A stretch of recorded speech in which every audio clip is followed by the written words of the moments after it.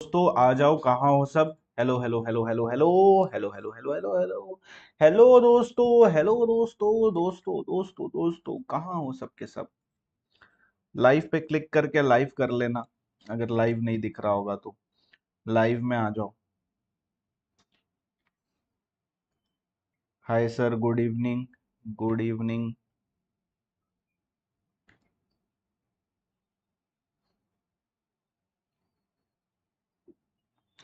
चलो दोस्तों, शुरू करें आज का सेशन। इंटरेस्टिंग होने वाला है, मजेदार सेशन है। चैरिटेबल ट्रस्ट करेंगे, एग्जिट टैक्स भी उसमें करेंगे, एंड क्वेश्चन भी बनाएंगे, और एक बहुत ही इंपॉर्टेंट और ट्रिकी वाला क्वेश्चन भी बनाएंगे, वो भी काफी इजी तरीके से। ठीक है। Hello Anjali, good evening Anjali. Jasmine, Jasmine good evening. Nikhil good evening. चलो शुरू करें आज का सेशन, इंटरेस्टिंग होने वाला है।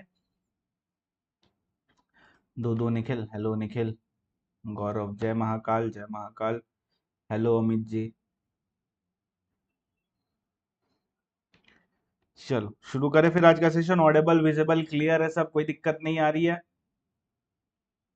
Excited to complete today this chapter, अरे एकदम मक्खन की तरह। ठीक है, चलो आ जाओ सब, स्टार्ट करें आज का सेशन।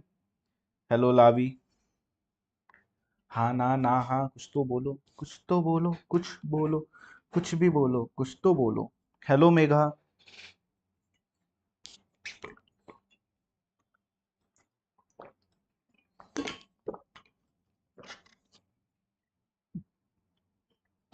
चलिए शुरू करते हैं फिर आज का सेशन। इंटरेस्टिंग होने वाला है, मजेदार सेशन है। Let's go. तो हेलो दोस्तों, कैसे हैं आप लोग। मेरा नाम है मयंक और हम कर रहे हैं डीटी और आईडीटी का रिवीजन सीरीज, सहज रिवीजन सीरीज हम कर रहे हैं। मॉर्निंग में हम करते हैं आईडीटी, इवनिंग में हम करते हैं डीटी, और आज अपने डीटी में करने वाले चैरिटेबल ट्रस्ट। कल हमने टीडीएस खत्म किया था, एंड आईडीटी में हमने इंट्रो एंड सप्लाई चैप्टर आज मॉर्निंग में कंप्लीट कर दिया। तो चलो बढ़ते हैं अब डीटी में, डे 2 की तरफ। चैरिटेबल ट्रस्ट करेंगे, ठीक है। मजेदार है, बहुत इंटरेस्टिंग है, और क्वेश्चन आंसर भी बनाएंगे तो और ज्यादा मजा आएगा। चलो let's go. Aditya hi, hello. अब ये जो चैरिटेबल ट्रस्ट है, this chapter has been divided into total 3 parts. 3 part में ये चैप्टर डिवाइडेड है। एक है तुम्हारा नॉर्मल कॉम्प्यूटेशन, एक है तुम्हारा एग्जिट टैक्स 115 टीडी, और एक है तुम्हारा रजिस्ट्रेशन से रिलेटेड। टोटल 3 कैटेगरी में ये चैप्टर को हमने डिवाइड करके रखा हुआ है। जैसे ये 3 चीज हम पढ़ लेंगे, ये पूरा चैप्टर हो जाएगा कंप्लीट।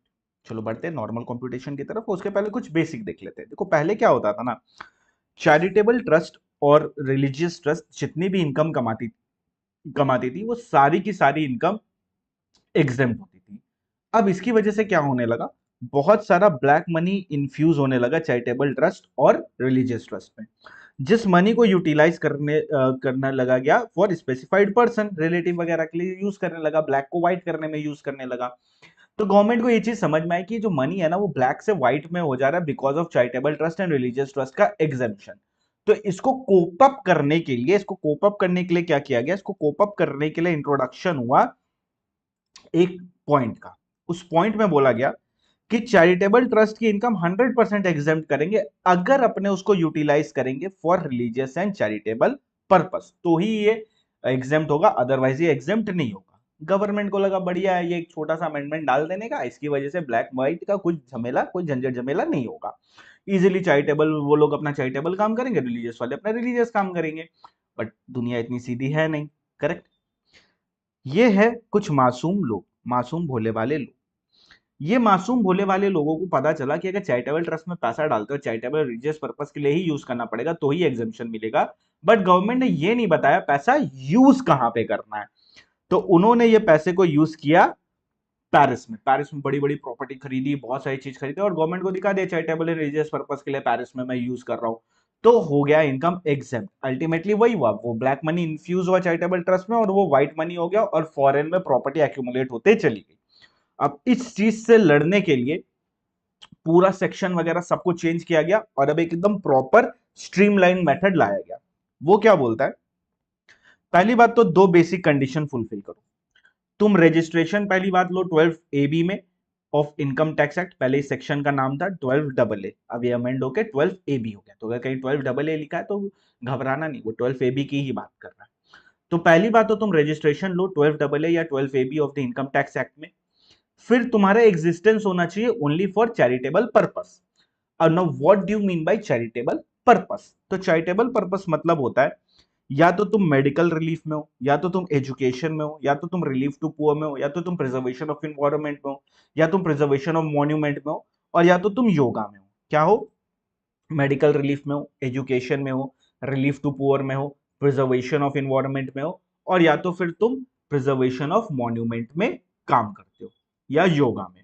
अगर ये काम करते हो तो तुम बोल देंगे कि तुम चैरिटेबल पर्पस के लिए एग्जिस्ट करते हो, तुम रजिस्ट्रेशन ले लो, हम तुमको सेक्शन 11 का जो भी फॉलोइंग एग्जेम्पशंस है वो सारे ग्रांट कर देंगे। बट प्रॉब्लम यहां पे ये आई कि चैरिटेबल मतलब सिर्फ ये थोड़ी होता है, हम तो कोई और भी काम कर सकते हैं, अच्छा काम कर सकते हैं सोसाइटी के लिए। फॉर एग्जाम्पल, हम डॉग को फीड करते, जाके स्ट्रीट डॉग्स को सारे फीड करते, ये भी सोसाइटी के लिए अच्छा काम है ना, अच्छा काम कर रहे, this should be a charitable purpose. But वो यहाँ डेफिनेशन में कवर नहीं है। तो लास्ट में क्या किया गया, डेफिनेशन को ओपन एंडेड कर दिया। बोला आप कोई भी काम करो any other object of general public utility, तो उसको भी अपने चैरिटेबल पर्पस मान लेंगे। आप कोई भी काम करो जिसका ऑब्जेक्ट है जनरल पब्लिक का सेवा करना, तो वो भी चैरिटेबल पर्पस मान लिया जाएगा। बट अब जब ओपन एंडेड डेफिनेशन दे दिया ना, तो उसमें भी एक कंडीशन पुट ऑन कर दी गई।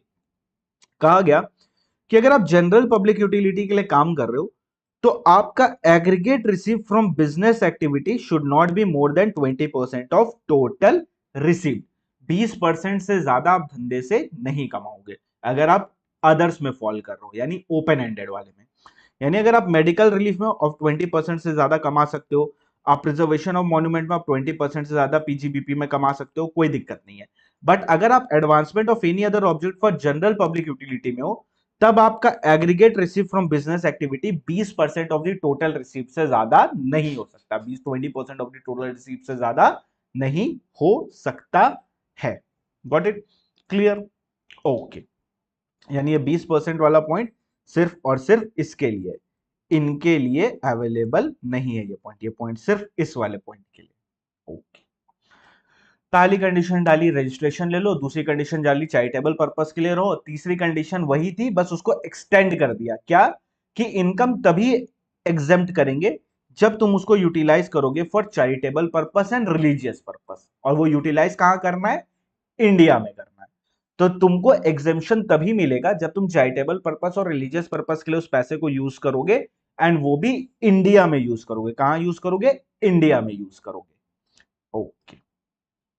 यानी अगर सर हम 100 रुपया कमाते और पूरे का पूरा 100 रुपया हम चैरिटेबल एंड रिलीजियस पर्पस के लिए स्पेंड कर देते, तो ये पूरा 100 एग्जेम्प्ट हो जाएगा, मतलब मेरे को नील टैक्स का पेमेंट करना पड़ेगा। Is it so? समवॉट सो। थोड़ा और डिस्कशन करते हैं इसके ऊपर। अब यहां पे दो क्वेश्चन अराइज होता है। अगर 100 रुपया हमने कमाया, हमने अगर उसको यूटिलाइज नहीं किया, और अगर हम पूरा का पूरा 100 रुपया यूटिलाइज कर लेते for charitable and religious purpose, तो एडमिन एक्सपेंस कैसे चलेगा, ऑफिस कैसे चलेगा, इलेक्ट्रिसिटी बिल कौन देगा, सैलरी कौन पेमेंट करेगा, सामान कौन खरीद के लेके आएगा, इतने सारे जो मगजमारी वाली चीजें वो सारी कैसे पॉसिबल हो पाएंगी। तो गवर्नमेंट बोलती है एक काम करो, तुम्हें सैलरी देनी है, एडमिन एक्सपेंसेस मीट ऑन करना है, तो हम तुमको एक क्राइटेरिया बताते हैं। क्या करो, तुम 100 रुपए कमाए ना, हम तुमको 15 रुपए बिना किसी क्वेश्चन पूछे माइनस करने देंगे। नो क्वेश्चन आस्क्ड एग्जेम्पशन हम तुमको प्रोवाइड करेंगे। अब इस 15 रुपए को तुमको जो मर्जी यूज करो, सैलरी दो, इससे एडमिन एक्सपेंसेस बियर करो, जो करना है करो, मेरे को कोई फर्क नहीं पड़ता, हम तुमसे कोई क्वेश्चन नहीं पूछेंगे। बचा हुआ जो 85 है, इसको तुमको स्पेंड करना पड़ेगा for charitable and religious purpose. तो हमने बोला नहीं करेंगे, हम सिर्फ 50 करेंगे। बताओ क्या कर लोगे तुम मेरा, क्या कर लोगे? तो अगर तुम सिर्फ और सिर्फ 50 को ही चैरिटेबल एंड रिलीजियस पर्पस के लिए स्पेंड करोगे, तो जो रिमेनिंग 35 है वो हो जाएगा टैक्सेबल। अब ये जो टैक्सेबल होगा ना, ये चला जाएगा नॉर्मल टैक्स रेट में। नॉर्मल टैक्स रेट मतलब क्या होता है? नॉर्मल टैक्स रेट मतलब होता है वो 2.5 लाख वाला जो हम पढ़ के आए बेसिक एग्जेम्पशन लिमिट, वो उसमें टैक्सेबल कर देंगे। अच्छा, फर्स्ट टाइम सर लाइफ में कॉन्सेप्ट क्लियर हुआ। आज से पहले कॉन्सेप्ट समझता ही नहीं था, आज से पहले मेरे से नहीं पढ़ा ना। आज तो दो क्वेश्चन है, अगर आप यूटिलाइज नहीं करोगे तो वो टैक्सेबल हो जाएगा नॉर्मल स्लैब रेट में, और 15% का आपको डिडक्शन मिलता है एडहॉक जिसपे कोई भी क्वेश्चन नहीं पूछा जाएगा, उस पैसे को आप यूज करो for admin and other expenses. अब ये जो 15% का डिडक्शन है, इसका सेक्शन नंबर है 11(1). क्या सेक्शन नंबर है, लर्न करना है, सेक्शन नंबर 11(1). ये डिडक्शन तुमको अवेलेबल हो जाएगा। अब मल्टीपल इश्यूज अराइज होने लगे, अब इसमें अमेंडमेंट भी है, ठीक है, गौर से सुनना दोस्तों। मल्टीपल इश्यूज अराइज होने लगे। सबसे पहला इशू, मिस्टर ए से 100 रुपया मिला, मिस्टर बी से 100 रुपया मिला, और हमने चैरिटेबल पर्पस के लिए 80 रुपए इन्वेस्ट किए। तो मेरी टोटल इनकम कितनी हुई, 200 रुपए, 100 ए से 100 बी से। 15% का एडॉक डिडक्शन है, तो 30 रुपया मैंने माइनस कर दिया। 170 का एग्जेम्पशन हमको मिलेगा अगर हम चैरिटेबल एंड रिलीजियस पर्पस के लिए स्पेंड करते हैं। तो हमने चैरिटेबल पर्पस के लिए सिर्फ 80 रुपए स्पेंड किए, तो हमने इसमें से 80 माइनस किया, टोटल इनकम कितना आया, 90। अब ये 90 पे हम नॉर्मल टैक्स रेट लगा लेंगे, सिंपल, यही पढ़ा था अभी, यही। और इसको एक लेवल आगे लेके चलते हैं। मिस्टर ए से मेरे को 100 रुपया मिला 3 मार्च 2024 को। मिस्टर बी से मेरे को 100 रुपया मिला 30 मार्च 2024 को, 30 मार्च को मेरे को मिला है।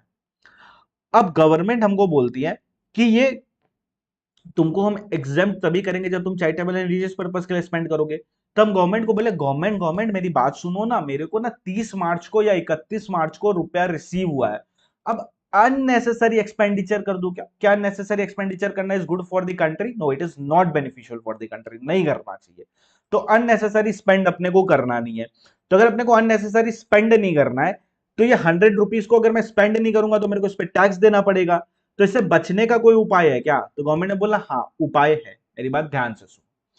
अगर तुमको कोई भी रुपया मिलता है एंड ऑफ द ईयर में, 30 तारीख, 31 तारीख या 29 तारीख, जिसको तुम इमीडिएटली खर्चा नहीं कर सकते हो, तो तुम फॉर्म 9A जमा कर दो एओ के पास।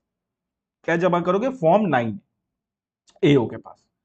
और एओ को वादा करो, क्या वादा करोगे एओ से? एओ से तुम ये वादा करोगे कि मेरे को फाइनेंशियल ईयर 23, 24, 23, 24 में 100 रुपए मिले एंड ऑफ द ईयर में, जिसको मैं स्पेंड नहीं कर सकता उस साल, तो मैं फॉर्म 9A जमा कर रहा हूं।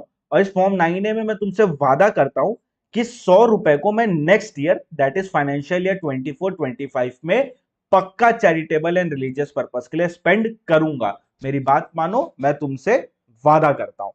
तो जैसे ही तुम ये वादा करोगे, गवर्नमेंट बोलेगी वेरी गुड, तुम्हारे वादे की कीमत है, तुमने फॉर्म 9A जमा किया है, तो हम ये 100 रुपए को डीम्ड एप्लीकेशन मान लेंगे। क्या मानेंगे? डीम्ड एप्लीकेशन मान लेंगे। यानी अब हम क्या दिखाएंगे? इनकम 200 रुपए, 15% का स्टैंडर्ड डिडक्शन 15% वाला 170 आया। 170 में हमने 30 रुपीज स्पेंड किया चैरिटेबल एंड रिलीजियस पर्पस के लिए, तो वो 30 हमने माइनस किया। एंड ये 100 रुपए को भी एप्लीकेशन मान लिया जाएगा। हम जो भी खर्चा करते हैं ना चैरिटेबल ट्रस्ट चैप्टर में, उसको एप्लीकेशन बोलते हैं, खर्चा करने को एप्लीकेशन बोलते हैं। तो ये 100 रुपए को भी एप्लीकेशन मान लिया जाएगा, खर्चा मान लिया जाएगा कि चैरिटेबल एंड रिलीजियस के लिए तुमने किया है। हालांकि तुमने किया नहीं है, बट डीम कर लेंगे कि तुमने किया है। और जो रिमेनिंग 40 फिर बचा, उसको नॉर्मल टैक्स रेट से चार्ज कर देंगे। नॉर्मल टैक्स रेट उसमें लग जाएगा, 2.5 लाख वाला स्लैब उस पर एप्लीकेबल हो जाएगा। क्लियर दोस्तों? इजी एकदम, सिंपल। हाँ, वेरी गुड रशिका, लावी, शाबाश। अब देखो दूसरा प्रॉब्लम। अब हुआ मेरे को मिस्टर ए से 100 रुपया मेरे को मिला 3 मार्च 2024। मिस्टर बी से मेरे को 100 रुपए मिले नहीं, बट मेरे को पता है वो हर साल 30 मार्च को मेरे को रुपया दे ही देते हैं। 30 मार्च को वो हमको रुपया देंगे, मेरे को पता है, तो हमने अक्रूवल बेसिस पे उसकी इनकम बुक कर दी। तो 100 रुपए हमने मिस्टर बी के नाम से बुक कर दिया। बट क्या ये रुपया मेरे को मिला 31 मार्च को? The answer is no. Mister B के यहाँ कुछ प्रॉब्लम हो गई और उन्होंने मुझे रुपया दिए 10 अप्रैल 2024 को, नेक्स्ट ईयर इन्होंने मेरे को रुपया दिया। अब इस सिनेरियो में देखो क्या होगा, 100 रुपए मेरे को मिले नहीं, मैंने अक्रूवल बेसिस पे बुक कर लिया इनकम को। अब ये मेरे को नेक्स्ट ईयर मिला, तो जब मेरे हाथ में रुपया है ही नहीं, तो मैं उसको चैरिटेबल एंड रिलीजियस पर्पस के लिए कैसे खर्च कर सकता हूँ for the year financial year 23 and 24? Because मेरे हाथ में तो रुपया है ही नहीं, रोकड़ा जब है ही नहीं, खर्चूंगा कैसे? पैसा होगा तो खर्चूंगा ना, पैसा है ही नहीं तो खर्चा कैसे करूंगा? तो 100 रुपया तो मैं खर्च ही नहीं कर सकता। तो वापस से हम करेंगे वादा। तो हम वादा करेंगे एओ के पास जाके, फॉर्म 9A जमा करेंगे एओ के पास, और उसको वादा करेंगे। अब ध्यान से सुनना, ये वादा थोड़ा अलग है, ठीक है, वेरी गुड। देखो ये वादा थोड़ा अलग है। ये वादा ये बोलता है कि हम वादा करेंगे एओ को कि एओ मेरे को जिस साल ये 100 रुपया मिला उस साल या उसके नेक्स्ट ईयर हम पक्का से इस पैसा को चैरिटेबल एंड रिलीजियस पर्पस के लिए खर्चा कर देंगे। तुम आज मेरे को ये पैसा डीम्ड एप्लीकेशन के तौर पे अलाउ कर दो।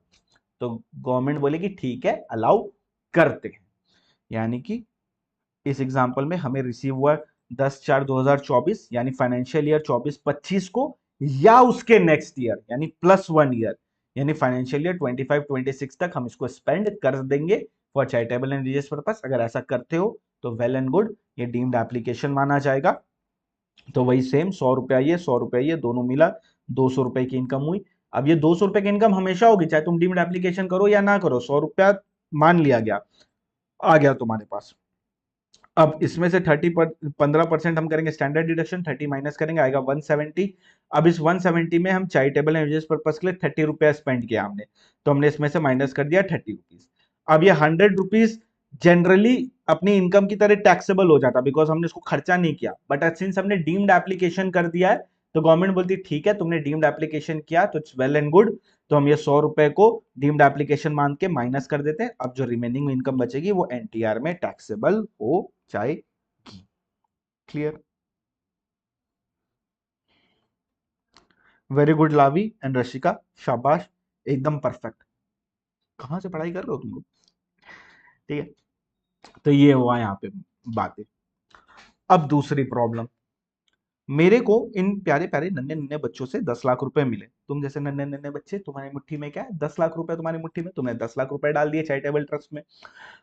अब गवर्नमेंट बोलती है इस 10 लाख में 15% तो माइनस कर दो, चलो स्टैंडर्ड डिडक्शन, रिमेनिंग तो तुमको स्पेंड करना पड़ेगा for charitable and religious purpose. मैंने बोला गवर्नमेंट गवर्नमेंट मेरी बात तो सुन ले भाई, मेरे को ना एक बिल्डिंग बनानी है जो कि 40 लाख रुपए की है। अब ये एक साल की इनकम से तो हो नहीं पाएगा, मेरे को एक्यूमुलेशन करना पड़ेगा डोनेशन का। तुम प्लीज मेरे को एक्यूमुलेशन अलाउ कर दो। तो गवर्नमेंट बोलती है ठीक है, तुम्हारा जो प्रॉब्लम है इसको मद्देनजर रखते हुए सेक्शन 11(2) इंट्रोड्यूस करते हैं। अब तुमको 40 लाख चाहिए तो ईयर 1 में तुमको 10 लाख मिला, ईयर 2 में तुमको 10 लाख मिला, ईयर 3 में तुमको 10 लाख मिला, ईयर 4 में तुमको 10 लाख रुपए मिले। ठीक है, तुम अप्लाई कर दो एओ को। इस बार फॉर्म नंबर क्या है 10। फॉर्म नंबर 10 में तुम एओ को अप्लाई कर दो और वादा करो एओ से कि एओ एओ सुनो ना, हम एक्यूमुलेशन करेंगे 4 साल के लिए। इस एग्जांपल में हम 4 साल के लिए एक्यूमुलेशन करेंगे। तो हम एक्यूमुलेशन करना शुरू कर देते हैं। अब जैसे हम एक्यूमुलेशन करेंगे ईयर 1 में, ईयर 2 में, ईयर 3 में, ईयर 4 में, अपने को इस पे कोई भी टैक्स नहीं पे करना, कोई टैक्स नहीं पे करना। एक्यूमुलेशन नॉर्मल एप्लीकेशन ट्रीट होगा, डीम्ड एप्लीकेशन की तरह तुम इसको माइनस कर पाओगे, इस पे कोई भी टैक्स तुमको नहीं पे करना।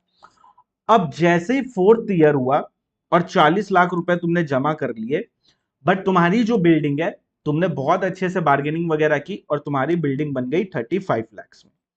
तो गवर्नमेंट बोलती है 5 लाख रुपया जो बचा है इसको हम टैक्सेबल कर देंगे 4th ईयर में, यानी जितने साल के लिए तुम मानोगे वो साल जिस साल खत्म होगा उस साल हम इस पे टैक्स लगा देंगे। ध्यान से सुनना, अमेंडमेंट है लास्ट ईयर का। इसके पहले क्या होता था, +1 ईयर मिला करता था, अब +1 ईयर नहीं मिलेगा।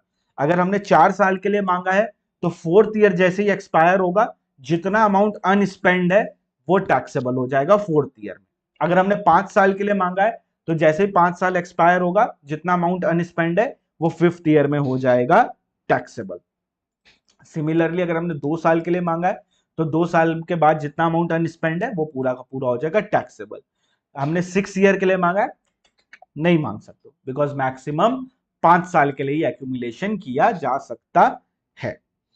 तो एसएससी फर्निश करेगा form 10 at least 2 month before the due date of filing of ROI. ये भी अमेंडमेंट है, इनफैक्ट 9A के लिए भी यही अमेंडमेंट है। जब फॉर्म 9A जमा करोगे तो 2 years before the due date of filing of ROI तुमको जमा करना पड़ेगा। रिटर्न लगाने के 2 महीना पहले तुमको फॉर्म 10 और फॉर्म 9A जमा करना पड़ेगा।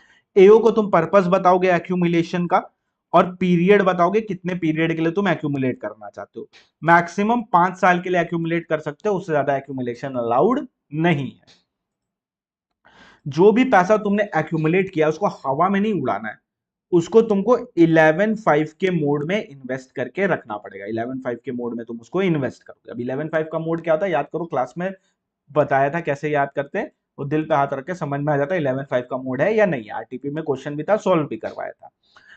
तो उस पैसे को तुमको इन्वेस्ट करना है 11/5 के मोड में, और तुमको डोनेट नहीं करना है किसी और ट्रस्ट को। यानी अगर एक्यूमुलेशन तुमने किया है तो बिल्डिंग तुम ही बनाओगे, कोई दूसरा बिल्डिंग तुम्हारे बिहाफ में आके नहीं बनाएगा, बिल्डिंग तो तुम ही को बनानी पड़ेगी। ओके, तो हमने क्या देखा 11/2 में, हमने 11/2 में देखा एक्यूमुलेशन अलाउ करते हैं, बिकॉज एक बार में हमको खर्चा नहीं करना, हमको 40 लाख रुपया तक चाहिए, तो हम 10-10 लाख रुपया एक्यूमुलेट करेंगे।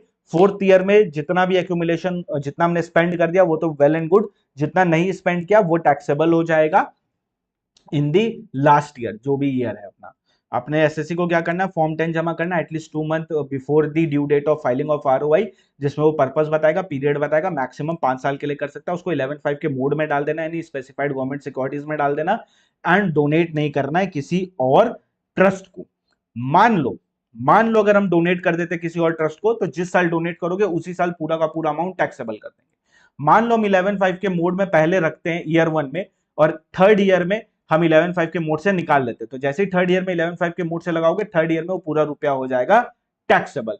मान लो जिस पर्पस के लिए एक्यूमुलेशन किया था हमने, उस पर्पस के लिए उसको यूज नहीं किया, ईयर थर्ड में हमने उसको यूज कर लिया स्विमिंग पूल बनाने में, तो ईयर थर्ड में वो पूरा का पूरा अमाउंट टैक्सेबल हो जाएगा।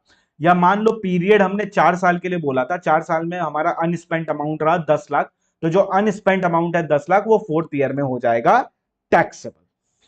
आशा करता हूँ ये चीज अच्छे से समझ में आ गई होगी। Very good Komal, Lavi, Rashika, Priyanka, hello. तो एग्जेम्पशन कब विड्रॉ होता है, अगर हमने अप्लाई कर दिया purpose other than the purpose for which it is accumulated, या ceases to be invested under 11/5 mode, या डोनेट कर देंगे किसी और ट्रस्ट को। तो जिस साल अप्लाई किया, जिस साल सीज हुआ, या जिस साल डोनेट किया, उस साल वो टैक्सेबल हो जाएगा। और अगर अपने उसको यूटिलाइज नहीं करेंगे within specified time, then shall be taxable in the last previous year. अब सुनो मेरी बात, हमने गवर्नमेंट से वादा कहां कहां किया। पहली बात हमने वादा किया एक्सप्लेनेशन 1 में। एक्सप्लेनेशन 1 में हमने 2 वादे किए। सबसे पहला वादा जो हमारा था वो था, अगर लास्ट डे पे कोई रुपया मिला तो उसको नेक्स्ट ईयर में स्पेंड कर देंगे। दूसरा वादा एक्सप्लेनेशन 1 में हमने किया था कि अगर हमको रुपया मिला नहीं तो जिस साल मिलेगा उस साल या उसके नेक्स्ट ईयर तक हम पक्का स्पेंड कर देंगे। और तीसरा वादा हमने किया 11/2 में, जहां पे हमने गवर्नमेंट से बोला कि हमको बिल्डिंग बनानी है, इसलिए हम एक्यूमुलेशन कर रहे हैं। अगर हम एक्सप्लेनेशन 1 का 2 वादा जो है अपना वो, या 11/2 का वादा तोड़ते हैं, तो दोस्तों वादा तोड़ना नहीं है, कभी कभी वादा तोड़ना नहीं, ठीक है। वादा किया तो निभाना पड़ेगा, ठीक है। वादा जो किया तो निभाना पड़ेगा, ये कौन सा लिरिक्स है मुझे भी नहीं पता, बट अगर वादा किया, मिलने की तुम कोशिश करना, वादा कभी ना करना, मिलने की तुम कोशिश करना, वादा कभी ना करना, वादा तो टूट जाता है। यहां पे अगर तुम्हारा वादा टूटा ना दोस्तों, तो तुमको 115 बीबीआई के तहत 30% से टैक्स का पेमेंट करना पड़ेगा। वेरी गुड मेघा, क्या करना पड़ेगा, सेक्शन 115 बीबीआई के तहत 30% 30% से टैक्स का पेमेंट करना पड़ेगा। कोई डिडक्शन नहीं मिलेगा, कोई एग्जेम्पशन नहीं मिलेगा, entire amount will be taxable at 30%।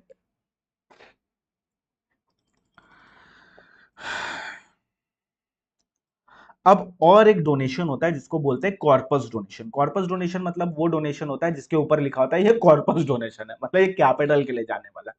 तो अगर कोई भी कॉर्पस डोनेशन मिलता है एक चैरिटेबल ट्रस्ट को, तो वो 100% एग्जेम्प्ट होता है, उसमें कोई भी लिमिट नहीं होती है, 100% एग्जेम्प्ट होता है। मतलब समझ लो अगर मिस्टर ए ने 100 रुपए दिए, मिस्टर बी ने कॉर्पस डोनेशन 100 रुपया दिया, तो टोटल इनकम बनेगी 200। तो इस सीडी को पहले माइनस कर देना, कॉर्पस डोनेशन को पूरा 100 माइनस कर देना। अब जो 100 अपने पास बचा, जो कि है मिस्टर ए का, इसमें हम 15% का स्टैंडर्ड डिडक्शन देंगे, 85 बचा। अब जितना चैरिटेबल पर्पस के लिए स्पेंड किया, मान लो 50 हमने स्पेंड किया, तो जो रिमेनिंग 35 है वो नॉर्मल टैक्स रेट से चार्ज हो जाएगा। कैसे चार्ज हो जाएगा, नॉर्मल टैक्स रेट से चार्ज हो जाएगा। बट एक कंडीशन है सिर्फ, कॉर्पस डोनेशन को तुमको इन्वेस्ट करके रखना है 11/5 के मोड में। कॉर्पस डोनेशन को इन्वेस्ट करके रखना 11/5 के मोड में। सर एग्जाम में कैसे पता चलेगा कॉर्पस डोनेशन है या नॉर्मल डोनेशन है? सिंपल, लिखा होगा, लिखा है कॉर्पस तो कॉर्पस, नहीं लिखा है तो नॉर्मल डोनेशन, बात खत्म। अब जो जो पढ़ा ना, आओ उसको एक एक्यूमुलेशन कर लेते हैं एक बार। Income from the property of trust, जितना भी ग्रॉस रिसिप्ट होगा वो टोटल लो, उसमें से कॉर्पस डोनेशन पहले पूरा माइनस कर दो, बिकॉज दिस इज 100% एग्जाम। फिर जो फिगर आएगी उसमें से 15% का स्टैंडर्ड डिडक्शन दे दो, जो कि एडमिन एंड अदर एक्सपेंसेस के लिए। अब जो बचा अपने को, अगर उसमें से अपने जितना भी स्पेंड कर देते हैं for charitable and religious purpose in India, उतना अपने माइनस कर सकते हैं। रिमेनिंग जो बचेगा वो नॉर्मल टैक्स रेट में चला जाएगा। इसमें तीन चीजें अपने को एडिशनली मिलेगी। क्या मिलेगा? एक्सप्लेनेशन 1 और 11/2। एक्सप्लेनेशन 1 क्या बोलता है? मान लो अगर अमाउंट रिसीव नहीं हुआ, अमाउंट रिसीव नहीं हुआ तो उस साल अप्लाई कर देंगे जिस साल रिसीव हुआ, या इमीडिएटली नेक्स्ट ईयर। फॉर्म क्या जमा करेंगे? 9A। कब तक करना है? 2 months before the due date of filing of ROI। और रिसीव हुआ but end of the financial year, 31 March को रिसीव हुआ, तो उसको कब अप्लाई करेंगे? नेक्स्ट फाइनेंशियल ईयर में 9A जमा करेंगे 2 months के अंदर from before due date of filing of ROI। या 11/2 में हम एक्यूमुलेशन कर सकते हैं, मैक्सिमम 5 साल तक एक्यूमुलेशन कर सकते हैं। 3 कर सकते हैं, 2 कर सकते हैं, 4 कर सकते हैं, 6 नहीं, मैक्सिमम 5। और अगर इसमें से कोई भी एक वादा तोड़ा तो 115 BBI में 30% से टैक्स लग जाएगा। एम आई क्लियर दोस्तों? यस सर, आप एकदम क्लियर है। अच्छा, रेट कौन सा लगेगा? वही नॉर्मल टैक्स रेट लगेगा। जितना चैरिटेबल के लिए कर दिया वो माइनस करके जो रिमेनिंग बचा उसमें नॉर्मल टैक्स रेट लगेगा। अप टू 2.5 लाख तक नील, 2.5 लाख से 5 लाख 5%, 5 लाख से 10 लाख 20% प्लस 12,500, अबव 10 लाख के लिए 1,12,500 प्लस 30% अबव 10 लाख। तो 2.5 लाख तक नहीं, 2.5 से 5 5%, 5 लाख से 10 लाख 12,500 प्लस 20%, 10 लाख के ऊपर 1,12,500 plus 30% above 10 lakh. That's it. वो ROI वाला 2 months बिफोर ROI वाला अमेंडमेंट है, ठीक है, गलती मत करना, क्वेश्चन आ सकता है उससे। 115 BBI, 115 BBI वादा तोड़ेंगे, 115 BBI चार्ज कर देंगे, आप 30% टैक्स लगा देंगे। क्या है ये 115 BBI? है क्या ये 115 BBI? नहीं पता तुम्हें? आओ बताता हूं। 115 BBI बोलता है कि अगर आपको स्पेसिफाइड इनकम होता है ट्रस्ट को, तो वो 30% से टैक्सेबल होगा। ना कोई डिडक्शन ऑफ एक्सपेंस मिलेगा, ना कोई set of and carry forward of loss मिलेगा, स्ट्रेट अवे 30% का रेट लग जाएगा। कब कब लगेगा? पहली बात तो वादा तोड़ा, एक्सप्लेनेशन 1 का वादा तोड़ा या 11/2 का वादा तोड़ा। 11/2 का वादा टूटता है 11/3 में, ठीक है, जो सेक्शन है वो 11/3 है जिसमें वादा टूटता है 11/2 का। तो अगर आपने वायलेशन किया 11/3 का, या एक्सप्लेनेशन 1 टू सेक्शन 11 का वायलेशन किया, या 15% से ज्यादा आपको एक्यूमुलेट नहीं करना चाहिए था। 15% तो स्टैंडर्ड डिडक्शन है, वो माइनस करके जो 85 है आपको चैरिटेबल एंड रिलीजियस के लिए करना चाहिए था। आपने मोर देन 15% अगर एक्यूमुलेट कर लिया तो उस अमाउंट पे 115 BBI के तहत 30% का टैक्स लग जाएगा, ठीक है। अब इसका मतलब होता है कि अगर हमने फॉर्म 10 जमा नहीं किया और हम एक्यूमुलेशन शुरू कर देते हैं तो वो यहां फंस जाएगा। फॉर्म 10 जमा करके उसको ब्रीच करते हैं तो 11/3 में ब्रीच होता है तो 115 BBI लग जाएगा, या एक्सप्लेनेशन 1 का वादा तोड़ते तो 115 BBI लग जाएगा। या हम इनकम को इन्वेस्ट नहीं करते 11/5 के मोड में, गवर्नमेंट बोलती है इनकम जो भी हुआ है चैरिटेबल ट्रस्ट को वो सेफ इन्वेस्टमेंट मोड में डालना पड़ेगा। अगर नहीं डाला तो 11/5 में नहीं डाला तो 115 BBI में 30% का टैक्स लगेगा। Applied for related person, oh my God, अगर रिलेटेड पर्सन के लिए हमने अप्लाई कर दिया तो 30% से टैक्स लगेगा। The answer is yes. But who are the related person, ये भी तो जानना पड़ेगा ना, रिलेटेड पर्सन किसको बोलते हैं। तो आ जाओ पेज नंबर 25 में। रिलेटेड पर्सन मतलब होता है ऑथर या फाउंडर ऑफ ट्रस्ट। ऑथर या फाउंडर ऑफ ट्रस्ट, किसी भी पर्सन जिसने 50,000 के ऊपर की डोनेशन दी है। ट्रस्टी और manager of the trust. Founder अगर HUF है तो सारे मेंबर ऑफ HUF और इनके रिलेटिव एज पर 56(2)(10 IOFS में पढ़ेंगे। 56(2)(10 में रिलेटिव की डेफिनेशन दे रखी है वो वाली। या कोई भी concern in which above have substantial interest, यानी अगर इनका किसी भी कंसर्न में मान लो एक्स लिमिटेड में 20% से ज्यादा इंटरेस्ट है तो ये एक्स लिमिटेड भी चैरिटेबल ट्रस्ट का रिलेटेड पार्टी बन जाएगा। सर जल पी लीजिए, थक जाओगे। हाँ बिल्कुल पिए, पिएंगे पिलाएंगे। आओ रुको, पहले पहले पढ़ लेते हैं, ठीक। तो अगर हमने 1 रुपया भी खर्चा किया ना स्पेसिफाइड पर्सन के लिए, तो 30% से 115 बीबीआई में टैक्स लगेगा। स्पेसिफाइड पर्सन मतलब कौन हो गया? ऑथर या फाउंडर ऑफ ट्रस्ट, डोनेशन जिसने 50,000 से ज्यादा दिया है, trustee manager of trust, founder अगर एचयूएफ है तो सारे मेंबर ऑफ एचयूएफ, रिलेटिव जो 56(2)(10) में दिए गए इन सारे लोगों के, या किसी भी कंसर्न में जिनमें इन सारे लोगों का 20% से ज्यादा का इंटरेस्ट है, सब्सटैंशियल इंटरेस्ट है, तो वो बन जाएंगे स्पेसिफाइड पर्सन। इनके ऊपर रुपया खर्चा किया तो 115 बीबीआई में तुम गियो गियो 115 बीबीआई में 30% से टैक्स। ये कोई भी इनकम अगर तुमने डिराइव किए from a property held under trust for charitable purpose which tends to promote international welfare in which India is interested to the extent to such income is not applied toward charitable purpose outside India। India के बाहर property रखने को बोला गया है, तुम रख सकते हो, बट उसको तुमको इंडिया के फेवर में इनकम को स्पेंड करना पड़ेगा। अगर उस इनकम को तुम इंडिया के फेवर में स्पेंड नहीं करते हो आउटसाइड इंडिया, तो वो वाला भी इनकम टैक्सेबल हो जाएगा 115 बीबीआई में, 30% से उस पर टैक्स लग जाएगा। ओ माय गॉड, यस, यही है 115 बीबीआई। चलो एक बार इसको रीड कर लो, तब तक मैं पानी पी लेता हूं। वैसे बुक में है ये चार्ट, ठीक है।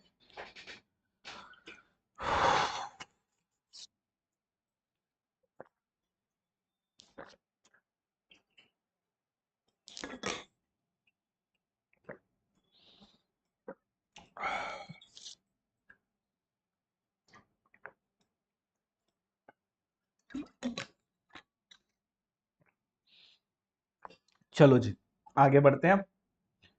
हाँ, आगे बढ़ा जाए।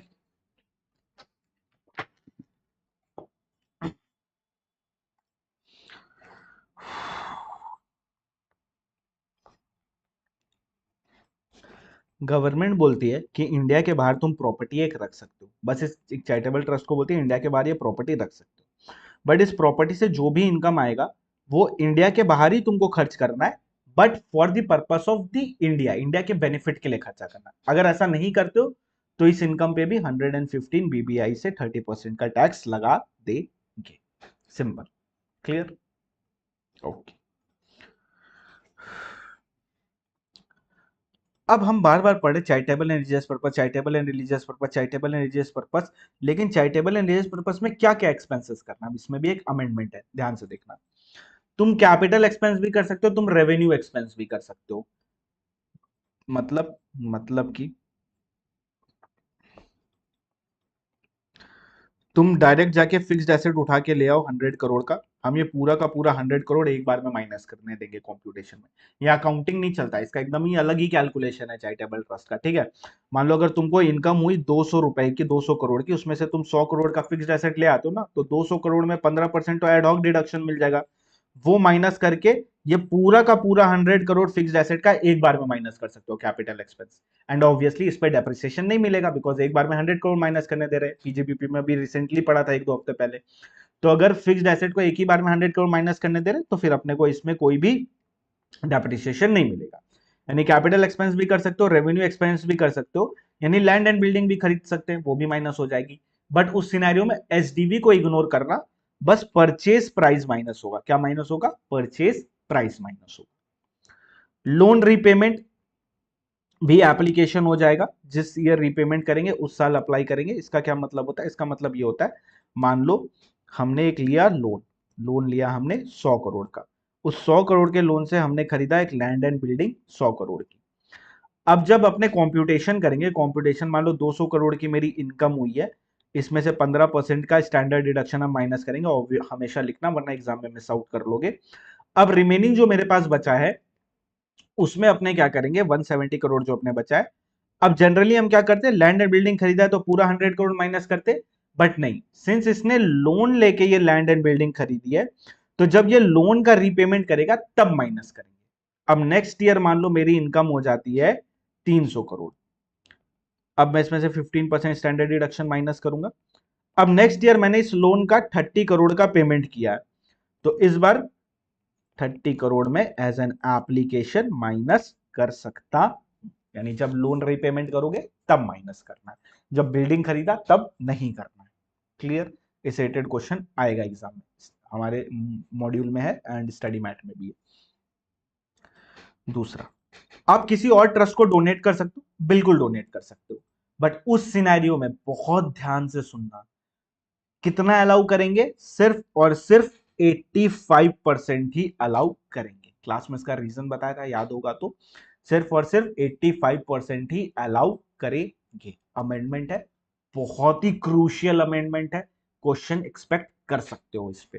तो क्या किसी और ट्रस्ट को हम डोनेट कर सकते हैं? बिल्कुल किसी और ट्रस्ट को डोनेट कर सकते हैं, उस सिनेरियो में 85% ही एज एन एप्लीकेशन अपने को अलाउ होगा। चलो बता ही देता हूं, अमेंडमेंट है इसीलिए। मान लो चैरिटेबल ट्रस्ट ए है, चैरिटेबल ट्रस्ट बी है। बिफोर अमेंडमेंट क्या होता था, चैरिटेबल ट्रस्ट ए जैसे ही 10 करोड़ रुपया देता था बी को, तो ए पूरा 10 करोड़ माइनस कर पाता था, और जैसे ही ये बी को मिला तो बी भी अपना ये 10 करोड़ इनकम यहाँ पे ऐसे दिखा लेता था, ठीक है, इनकम दिखाता था। अब 15% का स्टैंडर्ड डिडक्शन तो ऑलवेज अवेलेबल था, तो ये 10 करोड़ में 15% का स्टैंडर्ड डिडक्शन बी को मिल जाता था। ठीक है, 100 करोड़ ले लेते हैं, 100 करोड़, 100 करोड़, 100 करोड़, 100 करोड़ ये दिखाता था, 100 करोड़ का स्टैंडर्ड डिडक्शन इसको मिल जाता था। तो इस सिनेरियो में इसके पास जो बचता था वो बचता था 85 करोड़। अब ये 85 करोड़ में जितना भी स्पेंड करता था अकॉर्डिंगली प्रोसीड करता था। बट अब क्या होगा, अब अमेंडमेंट बोलता है कि जैसे ही 100 करोड़ ए देगा तो 100 करोड़ माइनस नहीं कर पाओगे। तुम कितना माइनस कर पाओगे? 100 करोड़ का 85%, दैट इज 85 करोड़ माइनस कर पाओगे। और यहां पे वही सेम होगा, इसको तो 100 करोड़ ही पूरा मिला है, तो ये 100 करोड़ ही पूरा अपना इनकम लेगा, जिसमें से 15% स्टैंडर्ड डिडक्शन लेगा और 85 करोड़ इसके पास स्पेंड करने को होगा। देखो अब मैच कर रहा है, 85 दिया, 85 यहां आ रहा है। पहले मैच नहीं कर रहा था, पहले 100 दिया था, 85 आ रहा था, बीच का 15 गायब हो जा रहा था। बट इस अमेंडमेंट के बाद अब क्या होगा, यहां पे भी 85 और यहां पे भी 85 आ जाएगा। आशा करता हूं रीजन समझ में आया अमेंडमेंट का, बिकॉज रीजन समझना is important. Okay, everybody got it? Yes, no, no, yes, कुछ तो बोलो।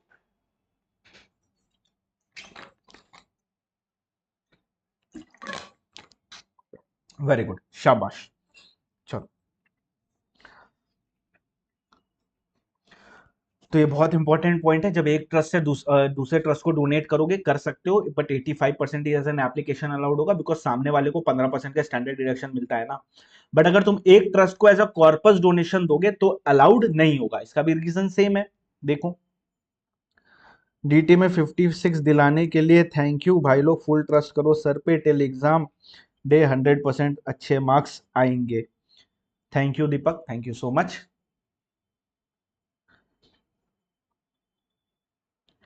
अब देखो, ए ने बी को डोनेशन दिया, अगर ये अमेंडमेंट नहीं होता, ये अमेंडमेंट बहुत पहले हुआ था, ठीक है, 1-2 साल पहले, अगर ये अमेंडमेंट नहीं होता तो अब क्या होता, तो उस सिनेरियो में जैसे ही 100 करोड़ का कॉर्पस डोनेशन इसने दिया, तो ये कॉर्पस डोनेशन हम माइनस कर लेते थे ए के अकाउंट से, एंड बी के हाथ में तो ये टैक्सेबल ही नहीं होता था, एग्जेम्प्ट होता था। 100 रुपया गोल हो गया, 100 करोड़ गोल हो गया, पता ही नहीं चला।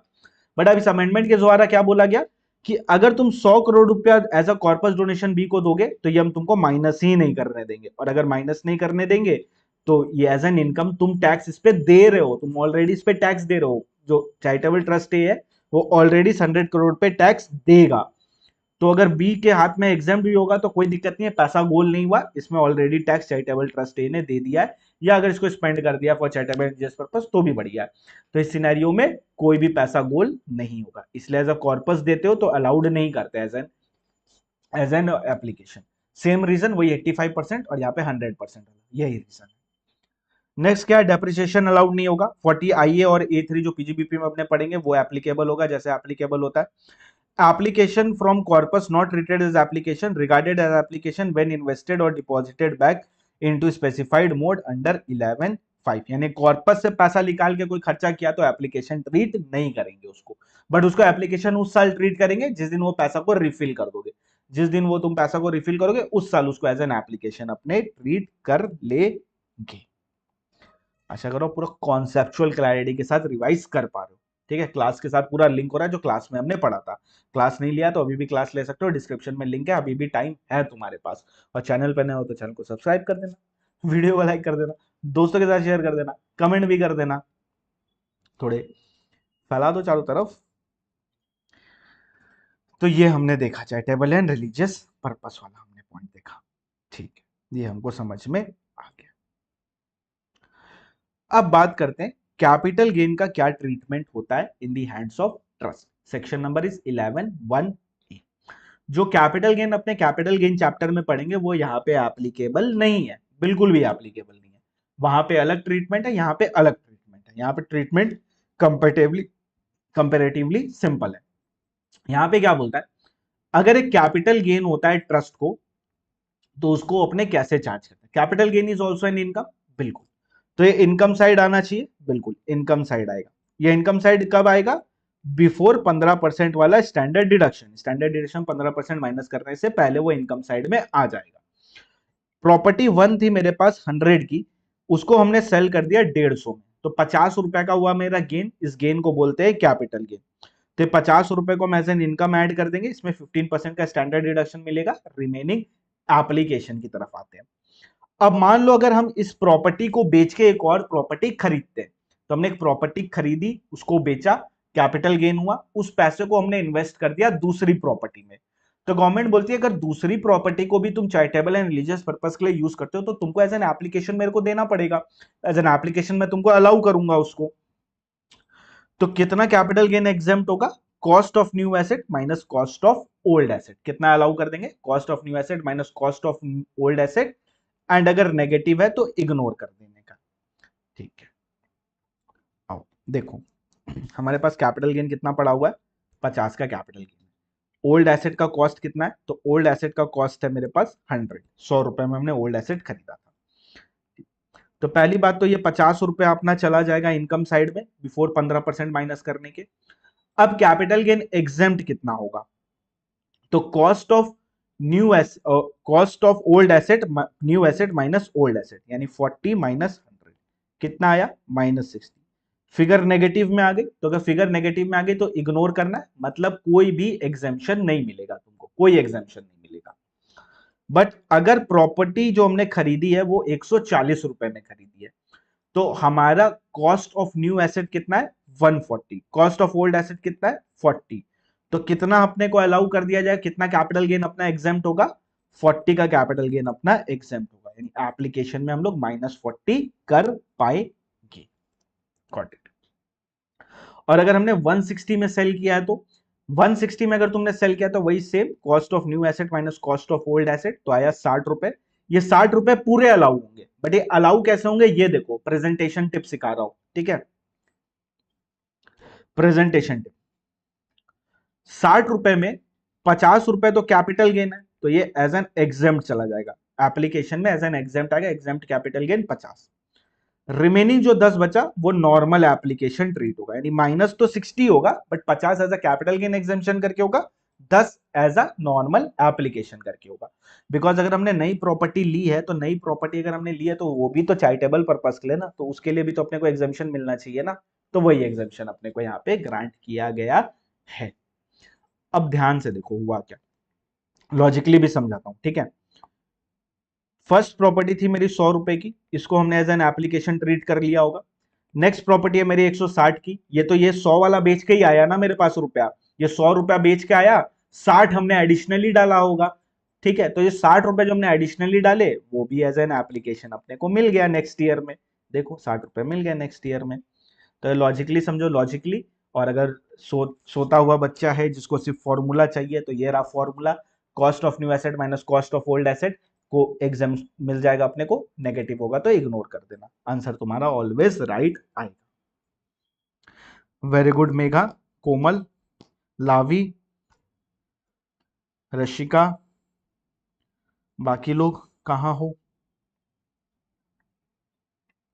समझ गया सर, समझ में आ गया, अच्छे से समझ में आ गया। तो अगर समझ में आ गया तो आओ बढ़ते हैं क्वेश्चन की तरफ, क्वेश्चन नंबर 13 की तरफ। आ जाओ आ जाओ आ जाओ, क्वेश्चन नंबर 13 करेंगे, मजा आएगा। Question number 13 page number 62। Everybody आ जाओ महान चैरिटेबल ट्रस्ट की तरफ, इंटरेस्टिंग और मजेदार है।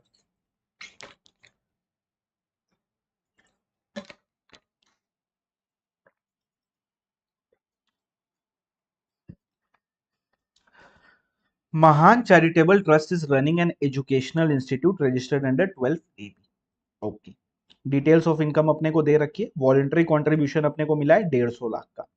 तो सबसे पहली बात क्या करेंगे, वॉलंटरी कॉन्ट्रीब्यूशन 150 लाख लिख लेने का जो मिला है। उसके बाद बोला गया इसमें कॉर्पस है 20 लाख रुपए का, जिसको हमने इन्वेस्ट किया 11.5 के मोड में। कॉर्पस को अगर 11.5 के मोड में डाल के रखे हो तो वेल एंड गुड, ये 20 को तुम माइनस कर सकते हो, पूरा का पूरा माइनस कर सकते हो। कॉर्पस डोनेशन का 20 हमने कर दिया minus. Donation of 20 lakhs from Michael a foreign donor which was received on 31/3 इतना। तो अभी कुछ बोला नहीं है फॉर्म 9A के बारे में, तो अज्यूम नहीं करना है, यानी अभी इसका कोई ट्रीटमेंट नहीं करना है।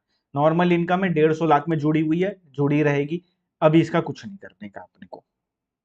नेक्स्ट, सैलरी हमने पेड किया 40 लाख का for teacher and admin staff. तो ये भी चैरिटेबल एंड रिलीजियस पर्पस में काउंट होगा, बिकॉज कैपिटल एंड रेवेन्यू दोनों चलता है। तो एप्लीकेशन में जब हम लेस करना स्टार्ट करेंगे तो सबसे पहले हम लेस करेंगे 40 लाख का सैलरी। तो 40 लाख की सैलरी हमने कर दी लेस। फिर अपने को बोला गया कि other general expenses 10 lakh, but 30,000 हमने क्रॉस चेक से दिया, तो 48.3 लग जाएगा। क्रॉस चेक या कैश में पेमेंट करते हैं 10,000 के ऊपर तो अलाउड नहीं होता है। तो 10 lakh minus 30,000 that is 9,70,000 will be only allowed. 9,70,000 will be allowed. Okay, तो माइनस कर दिया हमने। कैसे किया, 48.3 अप्लाई करके।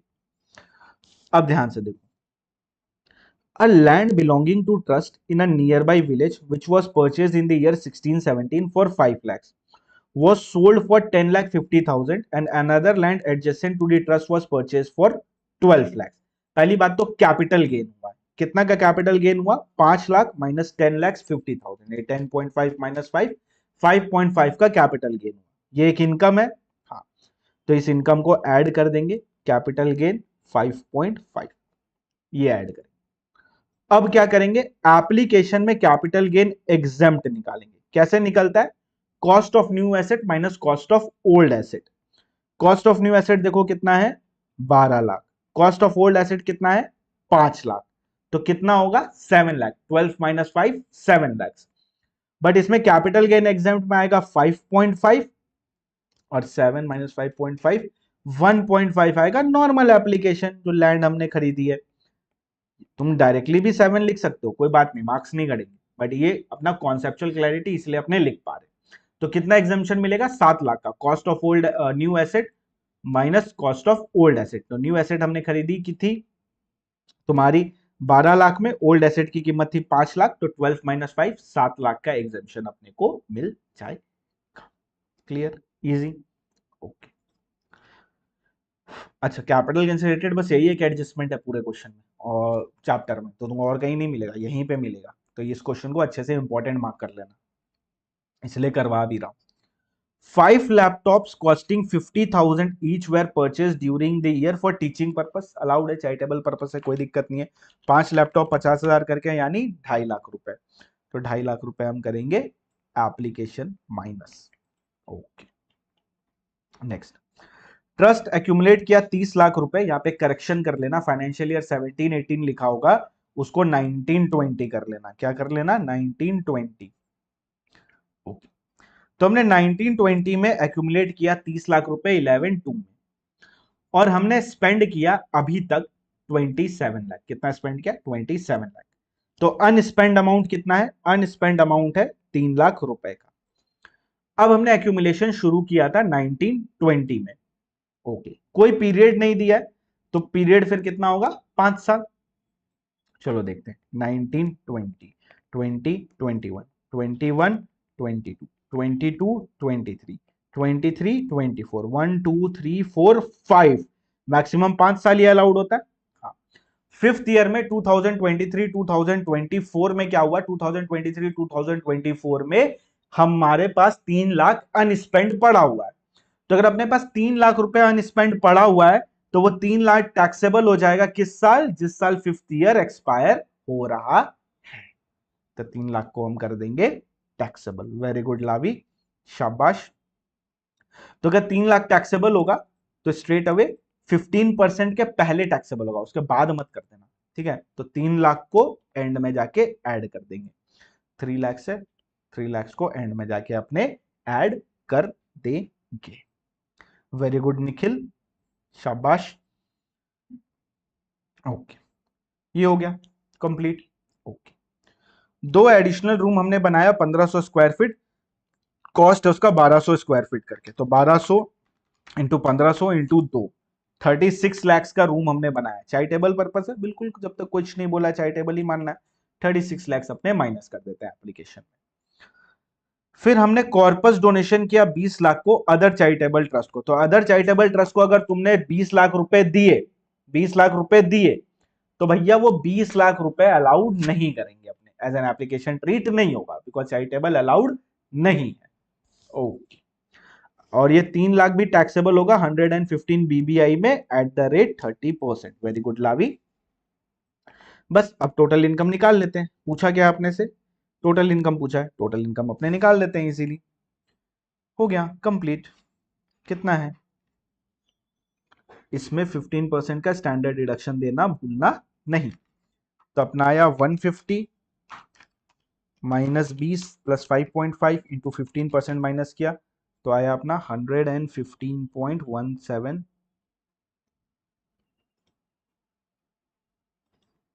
एक सेकेंड, 115.175। एप्लीकेशन इसमें से माइनस करते हैं,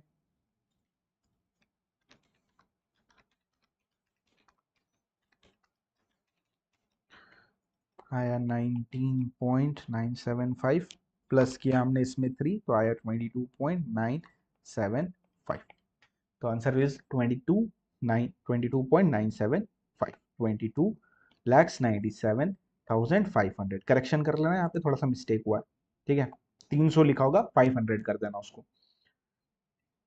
ओके, तो इजी था, सिंपल था, मजा आ गया। अब ये फॉरेन डोनर का देखो, अगर अपने इस फॉरेन, अपने अज्यूम करें 9A जमा नहीं किया, 9A जमा नहीं किया तो कोई ट्रीटमेंट नहीं करना है इसको, एप्लीकेशन ट्रीट नहीं करेंगे। दूसरा ऑब्जेक्टिव क्या हो सकता है कि 9A जमा कर दिया, और अगर तब 9A जमा कर दिया होगा इसने, तो इस 20 लाख को हम एप्लीकेशन ट्रीट करेंगे और यहाँ पे 20 माइनस कर देंगे। बट यहाँ पे क्यों नहीं ये अजम्पशन कर रहे हैं? बिकॉज ऑलरेडी नेगेटिव हो जाएगा फिगर, ठीक है। तो इसीलिए अपने उसको यहाँ पे अज्यूम, वैसे नहीं होगा नेगेटिव, पॉजिटिव में आएगा, बट फिर भी अपने 20 को एज एन एप्लीकेशन ट्रीट नहीं करेंगे, बिकॉज नहीं किया आंसर में। बट वर्किंग नोट में लिखा है कि अगर फॉर्म 9A जमा कर देगा तो ये 20 को माइनस कर सकते हैं। क्लियर? इजी? यस। आशा करता हूँ ये क्वेश्चन अच्छे से समझ में आ गया। बहुत ही ज्यादा इंपॉर्टेंट क्वेश्चन है, एंड ये क्वेश्चन अगर कर लिया तो अब तुम बाकी सारे क्वेश्चन कर पाओगे। अब सारे क्वेश्चन नॉर्मल कंप्यूटेशन वाले कर लोगे एक्सेप्ट एनोनिमस डोनेशन। आओ एनोनिमस डोनेशन को भी कंप्लीट करते हैं। एनोनिमस डोनेशन मतलब वो डोनेशन होता है जिसके ऊपर कोई नाम नहीं लिखा होता है, ठीक है, मतलब गुप्त दान। एनोनिमस डोनेशन के केस में बोला गया कि अगर गुप्त दान मिला है तो वो 115 बीबीसी में जाएगा, यानी वो 30% से टैक्सेबल होगा, बिकॉज उसमें नाम वगैरह नहीं लिखा है, ब्लैक व्हाइट का बहुत हाई चांसेस होता है। तो पूरा अमाउंट नहीं डाल के हम क्या करते हैं, एनोनिमस डोनेशन अगर अपने को 5 लाख रुपया मिला है तो उसमें से हम लेस करेंगे 5% ऑफ टोटल डोनेशन, या 1 lakh whichever is higher, इतना लेस करेंगे। मान लो 3 लाख आया, ये दोनों में विच एवर इज हायर में 3 लाख आया, तो 3 लाख हम लेस करेंगे। जो 5 लाख माइनस 3 लाख यानी 2 लाख है, वो 115 बीबीसी में 30% से टैक्सेबल होगा। और ये 3 लाख बचेगा नहीं तुम्हारा, ये 3 लाख चला जाएगा नॉर्मल कॉम्प्यूटेशन में, नॉर्मल कॉम्प्यूटेशन में चला जाएगा। एकदम सिंपल। एग्जाम में ऐसे ही क्वेश्चन आते हैं क्या? देखो, नवंबर 19 न्यू सिलेबस का एग्जाम के ही क्वेश्चन है।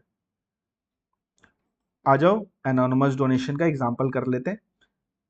Total donation including anonymous donation is 10 lakh, anonymous donation is 4 lakh. तो सबसे पहले क्या करना है, जितना एनोनिमस डोनेशन मिला है वो लिख लो 4 लाख। इसमें से लेस करो 1 number and 5 number, 5% of total donation या 1 lakh whichever is higher. अब 5% ऑफ टोटल डोनेशन यानी 10 लाख का 5% कितना होता है? 50,000। तो 50,000 या 1 लाख, तो हम क्या करेंगे, 1 लाख को करेंगे माइनस। आया 3 लाख, तो ये 3 लाख टैक्सेबल हो जाएगा 115 बीबीसी में एट द रेट 30%। और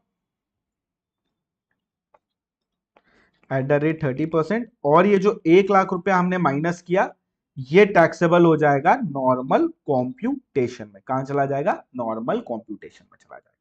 क्लियर? एंड फिर वही 15% माइनस स्टैंडर्ड डिडक्शन, फिर एप्लीकेशन, फिर वगैरह वगैरह नॉर्मल टैक्स रेट पे अपने लाके उसको छोड़ दे। ओके, अगर ये समझ में आ गया तो ये क्वेश्चन का स्क्रीनशॉट ले लो। This is your homework. I want everyone to answer this question, specially जो बाद में देख रहे हैं, जो लाइव देख रहे हैं, वो भी आके इसमें रिप्लाई करके जाने का तुमको। Total donation including anonymous donation is 20 lakh, anonymous donation is 3 lakh. तुमको 115 बीबीसी बताना है और नॉर्मल कॉम्पिटिशन में कितना जाएगा ये बताना है। That's it. चलो, ये हमने सीखा। अब टोटल डोनेशन में अपने को क्या लेना है? एनोनिमस डोनेशन लेना है, कॉर्पस डोनेशन लेना है, कॉर्पस डोनेशन भी लेना है, जो मिला है, जो मिला है वो उसकी बात कर रहा हूं। कोई वॉलेंटरी कॉन्ट्रीब्यूशन मिला है वो लेना है। ट्यूशन फीस कंसीडर मत करना, ट्यूशन फीस डोनेशन नहीं होता है, उसको कंसीडर मत करना। Now here is an ambiguity related to government grant. ICI कभी गवर्नमेंट ग्रांट लेता है, कभी नहीं लेता है, और ये एकदम फैक्ट है। कभी लेता है, कभी नहीं लेता है, कोई क्लैरिटी नहीं है इसके ऊपर। तो अकॉर्डिंगली तुम एक्ट करना, ले लेना, और नीचे जाके नोट में लिख लेना कि नहीं भी ले सकते, ऐसे करके वहां पे लिख के आ जाना। ये एम्बिग्विटी है, इसका कोई उपाय नहीं है, ज्योतिषी का कोर्स हम लोग नहीं किए हैं।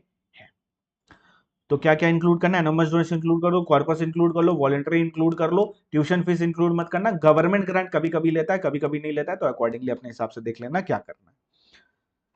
बट याद रखना, अगर एनोनिमस डोनेशन रिलीजियस पर्पस वाला है तो वो 115 बीबीसी में टैक्सेबल नहीं होगा। ओ माय गॉड सर, मतलब मस्जिद हो गया, टेंपल हो गया, गुरुद्वारा हो गया, ये सारी जो चीजें होती हैं वहां पे अगर डोनेशन मिलता है, गुप्त दान मिलता है, तो उस पर टैक्स ही नहीं लगता है क्या? ऐसा कब बोला मैंने? ऐसा कब बोला मैंने? मैंने बोला उस पर 115 बीबीसी नहीं लगता है, टैक्स लगता है। 115 बीबीसी नहीं लगता है, यानी 30% नहीं लगता है, नॉर्मल टैक्स लगता है। Got it? Okay, very good दोस्तों, तुमने उसका आंसर भी निकाल दिया, क्या बात है, शाबाश। अब कुछ चीजें हैं जो रीड कर लेते हैं फटाफट, कंप्लीट हो गया इसके बाद फर्स्ट पार्ट कंप्लीट हो जाएगा अपना। ये देख लिया, ये देख लिया।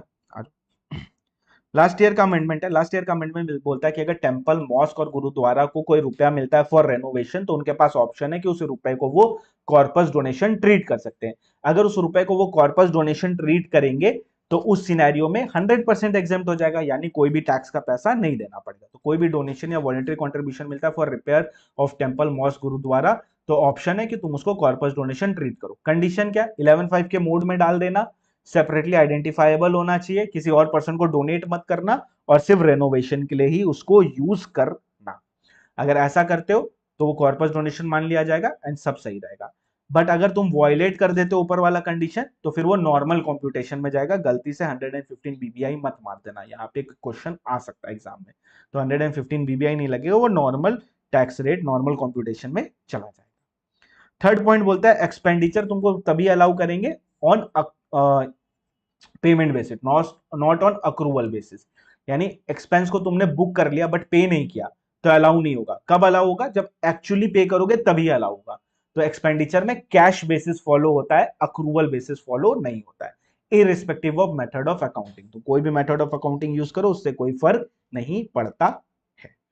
ओके, सेक्शन 11 का एग्जामिशन नहीं मिलेगा तुमको अगर तुमने आरओआई फाइल नहीं किया अप टू ड्यू डेट। ये हमने रिटर्न चैप्टर में भी पढ़ा था। अगर तुम प्राइवेट रिलीजियस पर्पस के लिए एग्जिस्ट करते हो तो नहीं मिलेगा। अगर तुम उसको 11(5) के मोड में इन्वेस्ट नहीं करते हो तो नहीं मिलेगा। या इन्वेस्ट कर देते हो for a benefit of particular caste और कम्युनिटी, तो उस सिनेरियो में तुमको अवेलेबल नहीं होगा। या फाउंडर या स्पेसिफाइड पर्सन के लिए भी करोगे तो भी अलाउ नहीं होगा, और 30% से टैक्स लगेगा 115 बीबीआई में। मार्क कर लो question number 23 and question number 12। Question number 23 page number 81, question number 12 page number 62 कर लेना, इंपॉर्टेंट क्वेश्चन है। ओके, अब यहां पे बाजू में लिख लो प्राइवेट डिस्क्रिशनरी ट्रस्ट। क्या लिखोगे? Private discretionary trust.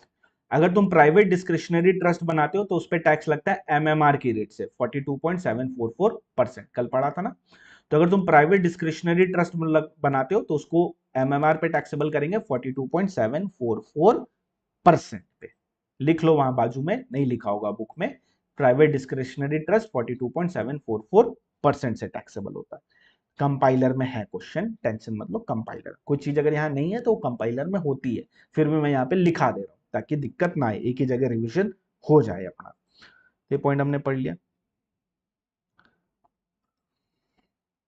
चलो अब आते हैं अपने 1023C। 1023C क्या बोलता है?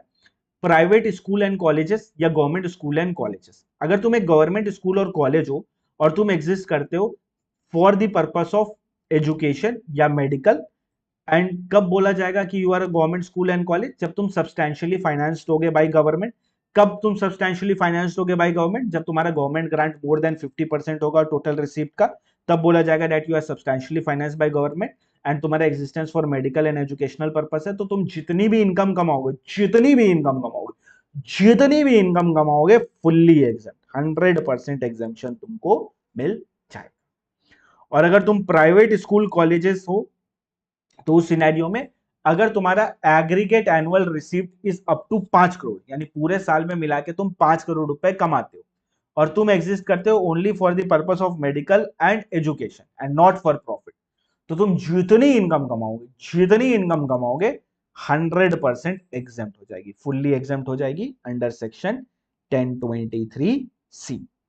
ओके, अब ये 5 करोड़ अपने को कैसे देखना है? मान लो मिस्टर ए है, मिस्टर ए का प्राइवेट स्कूल है, प्राइवेट कॉलेज है, प्राइवेट हॉस्पिटल, तो 5 करोड़ इस स्कूल के लिए, 5 करोड़ इस कॉलेज के लिए, 5 करोड़ इस हॉस्पिटल के लिए। The answer is no. PAN based limit है, पैन बेस्ड लिमिट है मतलब पूरे मिस्टर ए को 5 करोड़ ही मिलेगा, चाहे वो स्कूल का हो, कॉलेज का हो, हॉस्पिटल का हो, यानी मिला के 5 करोड़ के ऊपर नहीं होना चाहिए। अगर 5 करोड़ के ऊपर गया तो फिर वही नॉर्मल कॉम्पिटिशन जो हम सीख के आए, 5 करोड़ से कम है तो 100% एग्जामेशन मिल जाएगा 1023C में। इससे भी क्वेश्चन आता है। एक पैन में जितने कॉलेज, यूनिवर्सिटी, हॉस्पिटल है सबका मिला के 5 करोड़ देखना है। ओके, अब मान लो क्या हमको बिजनेस इनकम हो सकती है क्या? अगर हम मेन ऑब्जेक्ट को अटेंड करना चाहते हैं ट्रस्ट का, तो हाँ हो सकती है, चलेगा, कोई दिक्कत नहीं है। सेक्शन 11 तुमको अवेलेबल होगा, 11(1), 11(2) दोनों मिलेगा। बट अगर कंसील्ड इनकम पाई गई, छुपाई हुई इनकम पाई गई, तो 11(1) और 11(2) सिर्फ कंसील्ड इनकम पे नहीं मिलेगा। वेरी गुड कोमल, निखिल, लावी, शाबाश, गुलनाज। अब कंडीशन सेक्शन 11 कब अपने को अवेलेबल होगा? 12 लिखा होगा, काट देना, नॉट रेलिवेंट, काट दो। 11 पे फोकस करते हैं। तो सेक्शन 11 का एप्लीकेबिलिटी क्या है? तुमको रजिस्टर्ड होना चाहिए। अगर बेसिक एग्जेम्पशन लिमिट के ऊपर जा रही है तुम्हारी टोटल इनकम, तो तुमको ऑडिट रिपोर्ट फर्निश करना पड़ेगा at least 1 month prior to the date of filing of ROI। 11 and 12 तुमको कब से मिलेगा? उस साल से मिलेगा जिस साल तुमने एप्लीकेशन मिला किया, जिस साल तुमको ग्रांट हुआ रजिस्ट्रेशन, उस साल से नहीं मिलेगा, जिस साल तुमने एप्लीकेशन किया उस साल तुमको मिलेगा। Okay, a trust can enjoy exemption for preceding year on the date of registration. The assessment for the preceding year are pending in front of you and the object of the registration is similar. तो बोलता और पीछे के सालों पे भी तुम apply कर सकते हो सेक्शन 11 को, अगर ऑब्जेक्ट सेम है और असेसमेंट पेंडिंग है, तो और पीछे के सालों में भी जाके उस एग्जामेशन को तुम अप्लाई कर सकते हो। Computation of income for violating certain condition, इसके लिए क्वेश्चन नंबर 6 देख लेना, इंपॉर्टेंट है। सेक्शन नंबर 1310 लास्ट टर्म का अमेंडमेंट है, थ्योरी क्वेश्चन आ सकता है। क्वेश्चन नंबर 6, तो इसको एक बार जाके वहां से चेकआउट कर लेना, सेल्फ रीड कर लेना।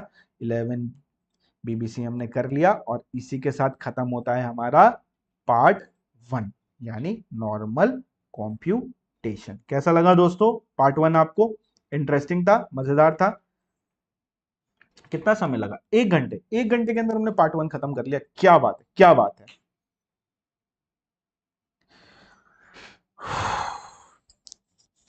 अब चलते हैं एग्जिट टैक्स 115 TD की तरफ।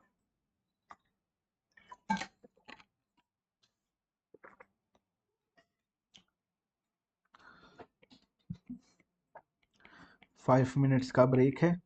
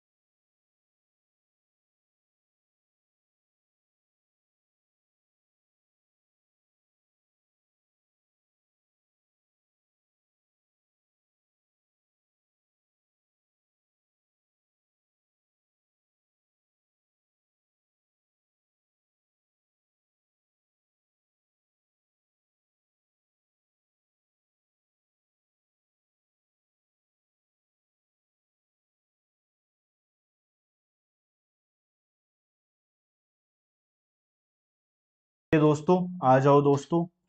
ओके दोस्तों आ जाओ, कहाँ हो सबके सब? कोई नजर नहीं आ रहा है, कोई सुनाई नहीं पड़ रहा है। एक पार्ट हमने खत्म कर दिया, हम जा रहे हैं दूसरी पार्ट की तरफ।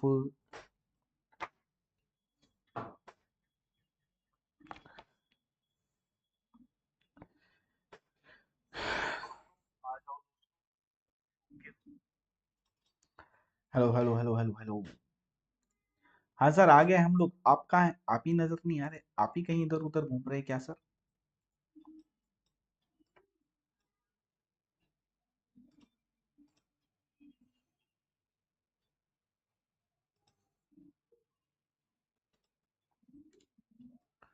ओके सर, वो एक एमसीक्यू पॉइंट था ना फाइनेंशियल ईयर 21-22 वाला, भी रिकॉल करवा दो। ठीक है, देखते हैं उसको। आ जाओ, पहले इसको करते हैं। अब अपने बढ़ते हैं सेकंड पॉइंट की तरफ। एंड जो अपना सेकंड पॉइंट है that is exit tax, one of the most important. ठीक है, अमेंडमेंट भी है इसमें। अमेंडमेंट तो हर ही जगह है, लग रहा है हर ही जगह अमेंडमेंट कर दिया इन्होंने। आ जाओ। इजी, वेरी मच इजी, एकदम मक्खन।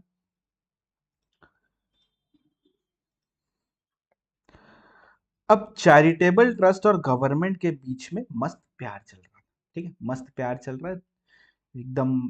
तुझे ना देखूं तो मैं, तुझे ना देखूं तो मैं, तुझे ना देखूं तो मुझे चैन आता नहीं है, एक तेरे सिवा कोई और दिल को भाता नहीं है। दोनों के बीच में मस्त लव वाला रिलेशनशिप चल रहा था, सब सही चल रहा था। आगे जाके टूटता है दिल। तू प्यार है किसी और का, तुझे चाहता कोई और है। अब चैरिटेबल ट्रस्ट जा रहा है गवर्नमेंट को छोड़ के। तुझे जाना है तो तू जा, मैं तुझे रोकूंगा नहीं। तुझे जाना है तो तू जा, मैं तुझे रोकूंगा नहीं। मैं रोऊंगा जरूर, रोऊंगा जरूर, लेकिन तुझे ऐसे नहीं जाने दूंगा। तुझे एग्जिट टैक्स पे करके जाना पड़ेगा। अगर मेरे से पीछा छुड़ाना है तो टैक्स पे करके जाना पड़ेगा। एग्जिट टैक्स, जाने का टैक्स पे करना पड़ेगा। Oh my God! यानी जब भी चैरिटेबल ट्रस्ट बाहर निकलेगा गवर्नमेंट के साथ, तो उसको एग्जिट टैक्स पे करना पड़ेगा। जी हाँ, ये था गवर्नमेंट का फेस। ठीक है, एग्जिट टैक्स उसको पे करना पड़ेगा। अब कौन कौन से सिनेरियो में माना जाएगा दिल टूटा है? तो टोटल है इसमें 5 सिनेरियो। इस 5 सिनेरियो में दिल टूटेगा, मतलब एग्जिट टैक्स पे करना पड़ेगा। सबसे पहला सिनेरियो है रजिस्ट्रेशन अगर कैंसिल हो जाता है तो। अगर रजिस्ट्रेशन कैंसिल हो जाता है तो गियो एग्जिट टैक्स पे करना पड़ेगा। या fails to make application for री रजिस्ट्रेशन, रिन्यूअल या फाइनल रजिस्ट्रेशन, इसके बारे में भी इसके नेक्स्ट पार्ट में पढ़ेंगे। तो अगर री रजिस्ट्रेशन के लिए हर 5 साल में अप्लाई करना पड़ता है, तो हर 5 साल में अगर तुमने री रजिस्ट्रेशन के लिए अप्लाई नहीं किया तो गियो एग्जिट टैक्स तुमको पे करना पड़ेगा। या तुम्हारा मर्जर हो जाता है किसी ऐसी एंटिटी में जिसका सिमिलर ऑब्जेक्ट एंड रजिस्ट्रेशन नहीं है, तो गियो एग्जिट टैक्स पे करना पड़ेगा। या तुमने मॉडिफाई कर दिया अपने ही ऑब्जेक्ट को और अप्लाई नहीं किया फ्रेश रजिस्ट्रेशन के लिए 30 डेज के अंदर, या अप्लाई कर दिया 30 डेज के अंदर और उसको रिजेक्ट कर दिया गया, तो भी तुमको एग्जिट टैक्स पे करना पड़ेगा। डिसोल्यूशन पे तुमको एग्जिट टैक्स पे करना पड़ता है, बट यहां पे एक हेल्प है, एक चीज अपने को बताई गई है, वो ये बताई गई है कि तुम्हारे पास 12 महीने का समय रहेगा। तुम्हारे पास जितने भी एसेट्स है ना, वो तुम ट्रांसफर कर दो दूसरे चैरिटेबल ट्रस्ट को। यानी जितने एसेट तुम ट्रांसफर नहीं करोगे 12 मंथ्स के बाद, यानी 12 मंथ्स खत्म होते ही जितने एसेट ट्रांसफर नहीं हुए, बस उसी पे एग्जिट टैक्स पे करना है। ओके, तो क्या 5 सिनेरियो? रजिस्ट्रेशन कैंसिल हो गया, या fails to make application for री रजिस्ट्रेशन या रिन्यूअल या रजिस्ट्रेशन के लिए, या मर्जर हो गया तुम्हारा किसी ऐसी एंटिटी का जिसका सिमिलर ऑब्जेक्ट नहीं था, या तुमने मॉडिफाई कर दिया अपने ऑब्जेक्ट को और 30 दिन के अंदर अप्लाई नहीं किया फ्रेश रजिस्ट्रेशन के लिए, या अप्लाई किया बट वो रिजेक्ट हो गया, या डिसोल्यूशन हो गया, तो 12 मंथ्स तक रुकेंगे। जितना एसेट बांटोगे वेल एंड गुड, जितना एसेट नहीं बांटोगे उस पे 15% से टैक्स लग, सॉरी, उसमें एग्जिट टैक्स का पेमेंट करना पड़ेगा। Exit tax, exit tax, exit tax क्या होता है? कुछ नहीं होता है, एक्रिएटेड इनकम पे पेमेंट करना पड़ता है एग्जिट टैक्स का। तो एक्रिएटेड इनकम पे 34.944% का टैक्स पे करना पड़ता है। 30 + 12 + 4, 30 + 12 + 4, एक्रिएटेड इनकम पे 34.944% का टैक्स पेमेंट करना पड़ेगा। कितने दिन के अंदर करना पड़ेगा? 14 डेज के अंदर करना पड़ेगा।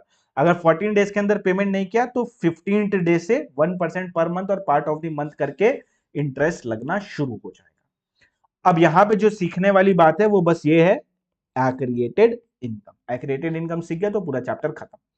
एक्रिएटेड इनकम पे 34.944% का टैक्स पे करेंगे। एक्रिएटेड इनकम मतलब क्या होता है? Fair market value of total asset minus total liability, accreted income आ जाएगा। इस पे 34.944% पे कर देना। क्या नेटवर्थ की बात कर रहा है क्या? ऑलमोस्ट। तो fair market value of total asset, उसमें लेस करेंगे टोटल लाइबिलिटी, एक्रिएटेड इनकम आएगा। इस पे 34.944% का टैक्स लगा देंगे, गेम ओवर। अब ट्रिक कहां है? ट्रिक है ये फेयर मार्केट वैल्यू निकालना है। ठीक है, फेयर मार्केट वैल्यू कैसे निकलेगा अब समझ लो। एक ट्रस्ट का एग्जांपल लेना पड़ेगा तब अच्छे से समझेगा। तो हम एक ट्रस्ट का एग्जांपल लेते हैं। ट्रस्ट है अपना ए। ए वाले ट्रस्ट के पास जो भी एसेट साइड है अपने उसकी बात कर रहे हैं, ठीक है। अगर इमूवेबल प्रॉपर्टी एसेट साइड में तो उसकी वैल्यू अपने को क्या लेनी है? एसडीवी या fair market value, whichever is higher लेना है। इमूवेबल प्रॉपर्टी के केस में एसडीवी या fair market value whichever is higher लेना। क्लियर? शेयर्स एंड सिक्योरिटीज के लिए फेयर मार्केट वैल्यू लेनी है। शेयर एंड सिक्योरिटीज के लिए फेयर मार्केट वैल्यू लेनी है। ओके, या इसको और फर्दर बाइफरकेट करते हैं, और अच्छे से समझाता हूं।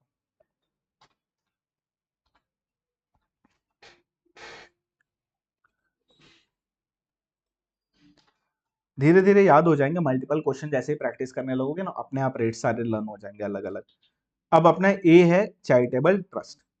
इसके एसेट साइड में अगर इमूवेबल प्रॉपर्टी है तो उसके लिए अपने को लेना है फेयर मार्केट वैल्यू या SDV, whichever is higher. बाकी जितने भी एसेट्स है उनके लिए अपने को लेना है फेयर मार्केट वैल्यू। अब ए की बैलेंस शीट में अगर एक्स लिमिटेड का शेयर पड़ा हुआ है, एक्स लिमिटेड एक कंपनी है, उसका शेयर पड़ा हुआ है, it is a public company, ये लिस्टेड है, तो यहां पे अपने को क्या लेना है? एवरेज रेट लेना है, highest plus lowest divide by 2 लेना है अपने को। और अगर इसके में पड़ा हुआ है एक्स प्राइवेट लिमिटेड का शेयर, तब क्या करेंगे? तो एक्स प्राइवेट लिमिटेड की बैलेंस शीट में अपने को जाना पड़ेगा।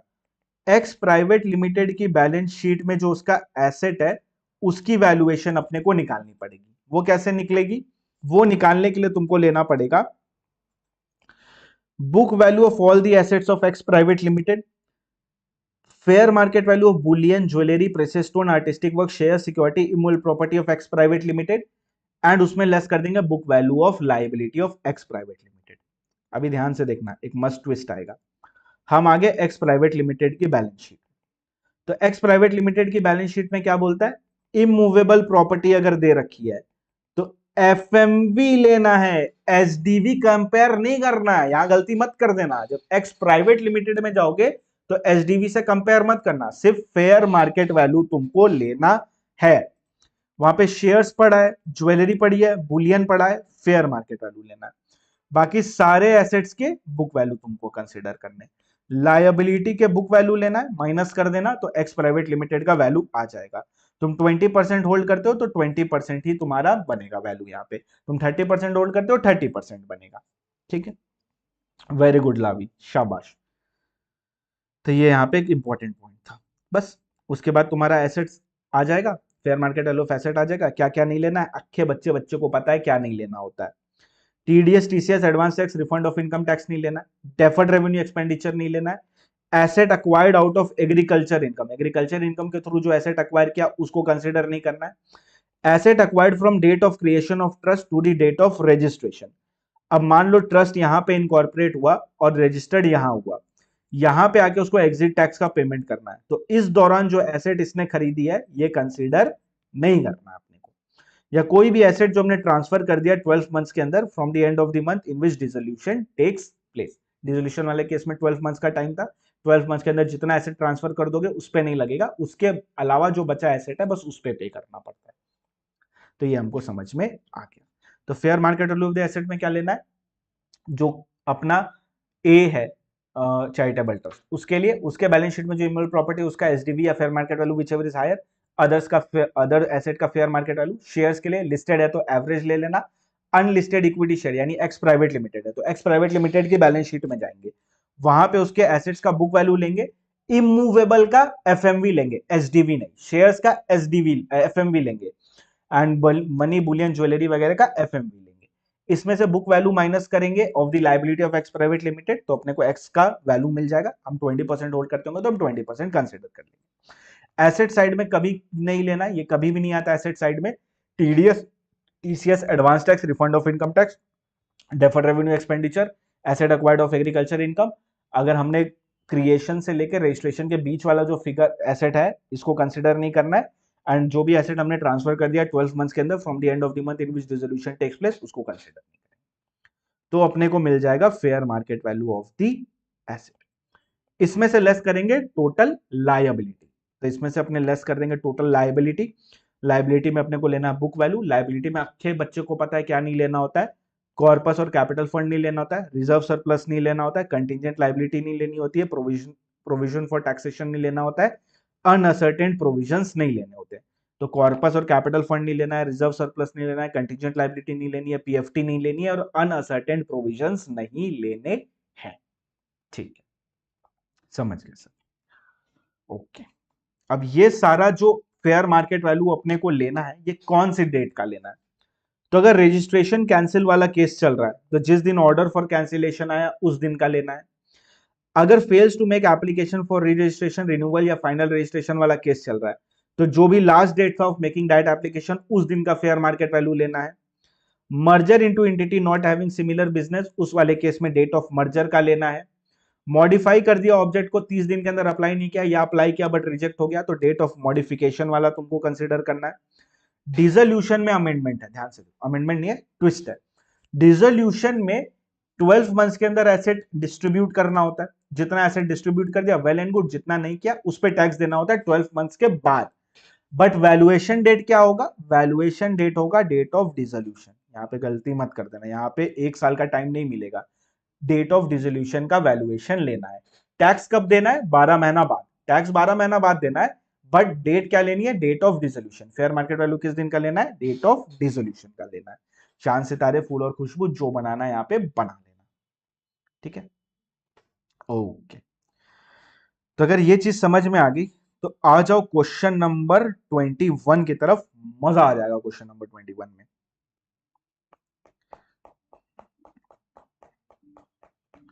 Question number 21 page number 78, one of the most important question. आ जाओ, करवा दे रहा हूं, नहीं कर पाओगे खुद से, क्लास वाले तो कर ही लेंगे।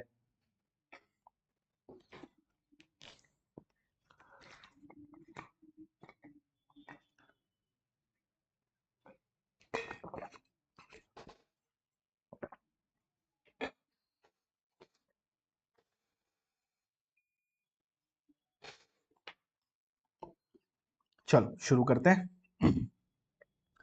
Ram Narayan is a foundation trust formed on 1/4/2007 and applied for registration under 12AA of the act and got registration approved by prescribed authority on 1/4/2011, 2011, यानी 2007 से लेकर 2011 के बीच में हम अनरजिस्टर्ड थे।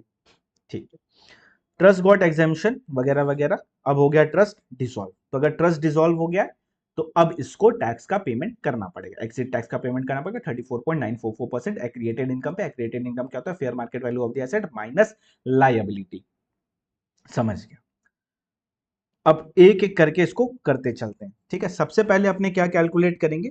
Fair market value of asset, इसको कैलकुलेट करेंगे। सबसे पहला फिगर है यहाँ पे लैंड एंड बिल्डिंग 12 लाख रुपए, उसके साथ यहाँ पे loan taken for purchase of land and building 9 lakh rupees.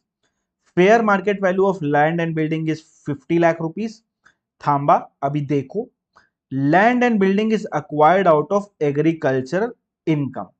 अब ये बहुत ही इंपॉर्टेंट पॉइंट है, ध्यान से देखो। 12 लाख का लैंड एंड बिल्डिंग है, 9 लाख रुपया हमने लोन में लिया है एंड एग्रीकल्चर इनकम से हमने बिल्डिंग लिया है, मतलब 3 लाख रुपए एग्रीकल्चर इनकम से लगाए हैं, पूरा नहीं लगाया। इसका ये मतलब होता है 9 लाख लोन भी तो लिया, लोन भी तो लगाया है हमने। अब फेयर मार्केट वैल्यू क्या? एसडीवी या fair market value, whichever is higher. SDV नहीं दे रखा है तो फेयर मार्केट वैल्यू लेंगे, कितना लेंगे? 50 लाख। अब ध्यान से देखो, ये 50 लैक्स बराबर है तुम्हारा पूरे लैंड की वैल्यू का। पूरा लैंड का वैल्यू कितना है? 12 लाख रुपए। तो 50 लैक्स इज बराबर ऑफ 12 लैक्स। एग्रीकल्चर वाला इनकम का एसेट नहीं लेते हैं, करेक्ट? तो उसके अलावा लेना है, यानी अपने को कितना लेना है? 3 लाख। कैसे पता चला? नहीं, कितना लेना है? 9 लाख। कितना लेना है? सिर्फ और सिर्फ 9 लाख लेना है। बिकॉज 9 लाख का जो हमने लोन लिया यही तो है लैंड एंड बिल्डिंग के लिए। बाकी तो 3 लाख रुपए हमने एग्रीकल्चर से लगाए, तो एग्रीकल्चर वाला लेना नहीं है, तो सिर्फ 9 लाख लेना है। तो 50 lakh divide by 12 lakhs into 9। आशा करता हूं अच्छे से समझ में आ गया होगा।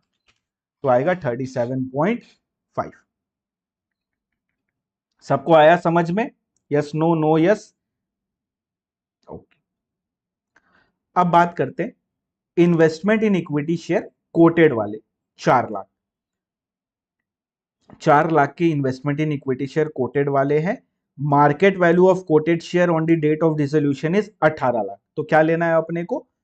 फेयर मार्केट वैल्यू लेनी पड़ती है, 18 लाख अपने कंसीडर कर लेंगे कोटेड शेयर का।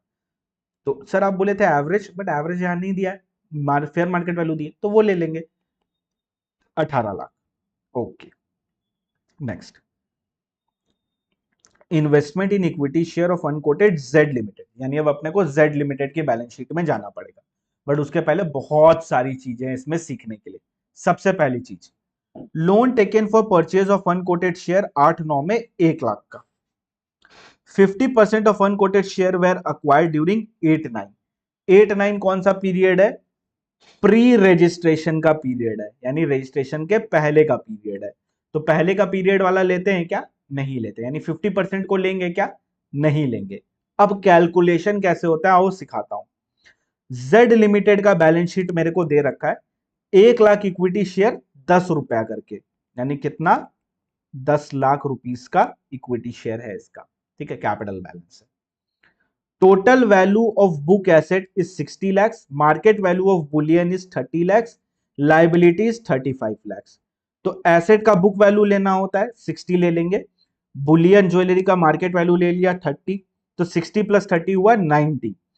लाइबिलिटी है मेरे पास 35 का, तो माइनस करेंगे 35, टोटल कितना आएगा? 55 lakhs। अभी थांबा और बढ़ाना नहीं, घबराना नहीं, ठीक है। 55 lakhs आया मेरे पास। अब ये 55 lakhs किसके बराबर है? 10 लाख इक्विटी, 10 लाख रुपीस के इक्विटी शेयर के बराबर है। तो हमने किया 10 लाख इक्विटी शेयर के बराबर। मेरी कितनी होल्डिंग है? मेरी होल्डिंग है 1.5 लाख रुपए की। मेरी कितनी होल्डिंग है? 1.5 लाख रुपए की होल्डिंग है, रुपीस है, 1.5 लाख की होल्डिंग है मेरे पास। तो हमने इसमें मल्टीप्लाई किया 1.5। इससे तो टोटल आएगा, पर टोटल लेना ही नहीं है अपने को, क्या लेना है? हाफ लेना है। तो अब क्या करेंगे इसका? 50%। एम आई क्लियर दोस्तों? तो 55 lakhs into 1.5 divided by 10 into 50%, तो आया 4.125। Everybody got it? कैसे आया ये? आशा करता हूं समझ गए होगे। क्लास में भी एक बार ये वाला क्वेश्चन हमने किया था, याद होगा तो। 55 lakhs कैसे आया? जेड लिमिटेड का बुक वैल्यू लिया 60, मार्केट वैल्यू लिया बुलियन का 90 हुआ, 90 में से 35 माइनस किया, आया 55 lakhs। इस 55 lakhs इज बराबर of total equity share that is 10 lakhs। मेरे पास होल्डिंग कितनी है? 1.5 लाख की। तो हमने किया divide by 10 lakhs into 1.5 lakh. अब 50% हमने प्री पीरियड में एक्वायर किया था, तो रिमेनिंग 50% ही टैक्सेबल होगा, इसलिए हम इसका करते हैं 50% एंड वी विल गेट 4.125। पता नहीं मेरे को क्यों आभास हो रहा है ये क्वेश्चन एग्जाम में आएगा, लगा मेरे को, लगा तो आ सकता है, ठीक है, ये मेरे को होता है, इंट्यूशन होता है कभी कभी, तो क्वेश्चन आ सकता है एग्जाम में, इंपॉर्टेंट मार्क कर लेना, प्रैक्टिस करके जाना। नेक्स्ट, अब क्या बचा? Cash 1 lakh, bank balance 50,000। तो कैश 1 लाख, बैंक बैलेंस 50,000 ले लिया हमने। लगे हाथों लाइबिलिटी भी रिड्यूस करना शुरू कर देते हैं अपने, ठीक है। लाइबिलिटी में है मेरे पास ये वाला लोन जो कि हमने 8-9 में लिया था। अब जब एसेट ही नहीं लेते प्री पीरियड का, तो लाइबिलिटी लेंगे क्या प्री पीरियड का? The answer is no.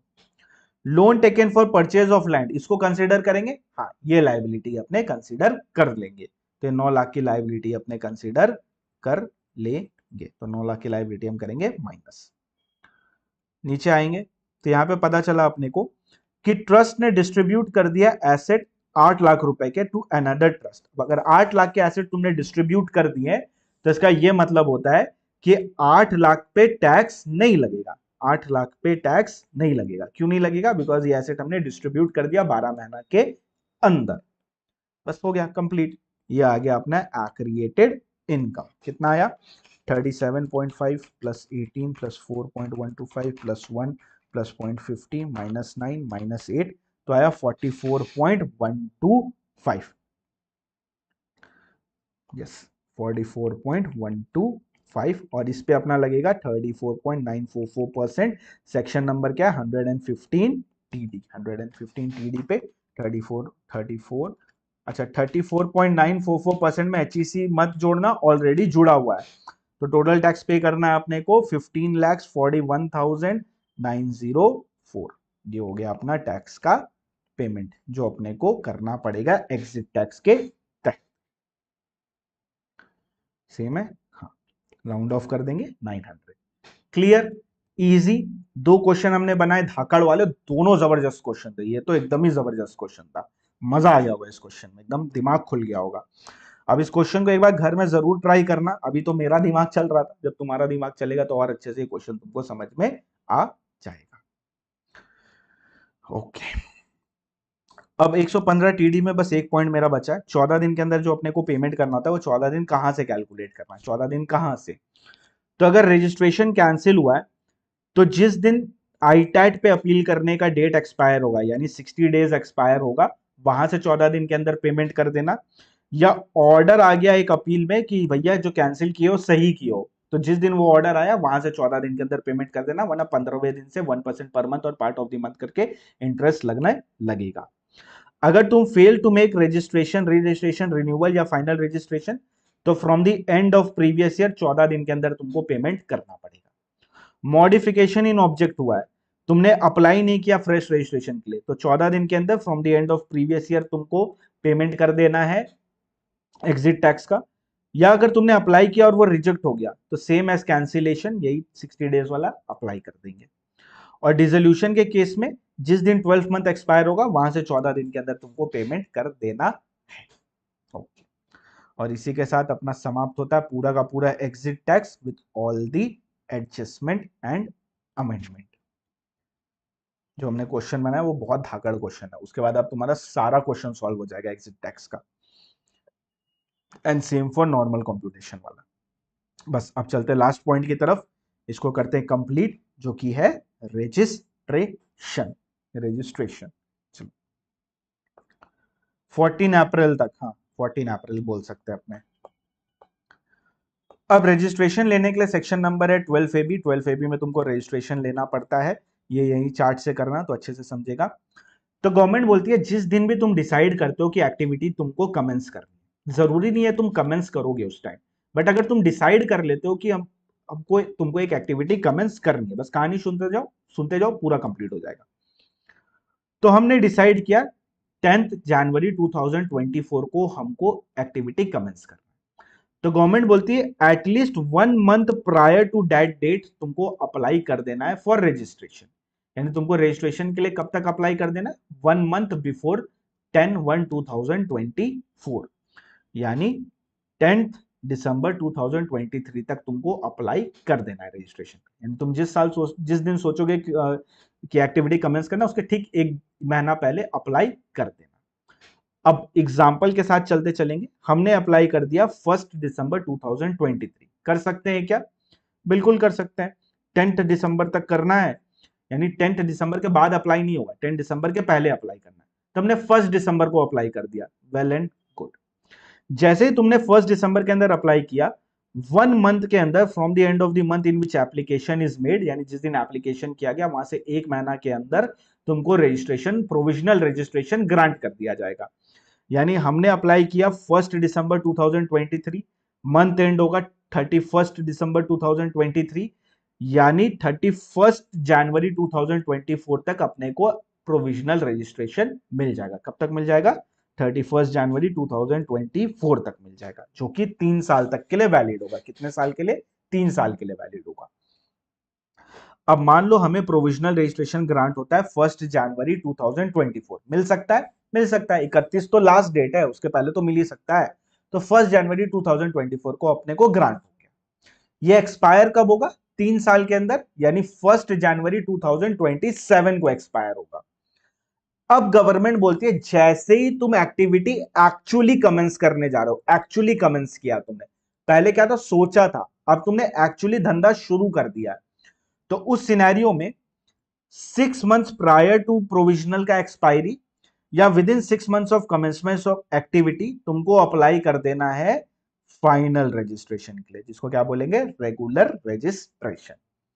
अब 6 मंथ्स प्रायर टू एक्सपायरी 1 जनवरी 2027 में एक्सपायर होगा, उसके 6 मंथ्स पहले मतलब 1/8/2026, और या तो 6 months of commencement of activity, मान लो हमने कमेंस किया 1 दिसंबर 2024 को एग्जाम्पल के लिए, तो उसके 6 महीना पहले, तो उसके 6 महीना बाद, उसके 6 महीना बाद मतलब क्या हो गया? 1 जून 2025। ये दोनों में विच एवर जो भी अर्लियर डेट है अपने को अप्लाई कर देना फाइनल रजिस्ट्रेशन के लिए। तो हमने अप्लाई कर दिया फाइनल रजिस्ट्रेशन के लिए, ट्रस्ट ने अप्लाई कर दिया कब? 1 अप्रैल 2025। कर सकता है, बिल्कुल कर सकता है। 1/6/2025 तक करना था, 1/4/2025 को कर दिया। जैसे ही वो अप्लाई करेगा फाइनल रजिस्ट्रेशन के लिए, 6 मंथ्स के अंदर from the end of the month in which application is received, final registration grant कर दिया जाएगा 5 साल के लिए। अब हर एक 5 साल में तुमको अप्लाई करते रहना है, री registration, re registration, re registration. नहीं अप्लाई करोगे तो क्या हो जाएगा? एग्जिट टैक्स 115 टीडी में पे करना पड़ेगा, 34.944%। क्लियर? तो क्या हुआ? फर्स्ट टाइम रजिस्ट्रेशन ले रहे हो तो जिस दिन तुम सोचे उसके ठीक 1 महीना पहले अप्लाई कर देना। जैसे तुम 1 महीना के अंदर अप्लाई करोगे तो 1 मंथ के अंदर from the end of the month in which application is received तुमको प्रोविजनल रजिस्ट्रेशन ग्रांट कर दिया जाएगा 3 साल के लिए। अब प्रोविजनल से काम नहीं चलेगा, फाइनल चाहिए। फाइनल तुमको कितने दिन के अंदर लेना है?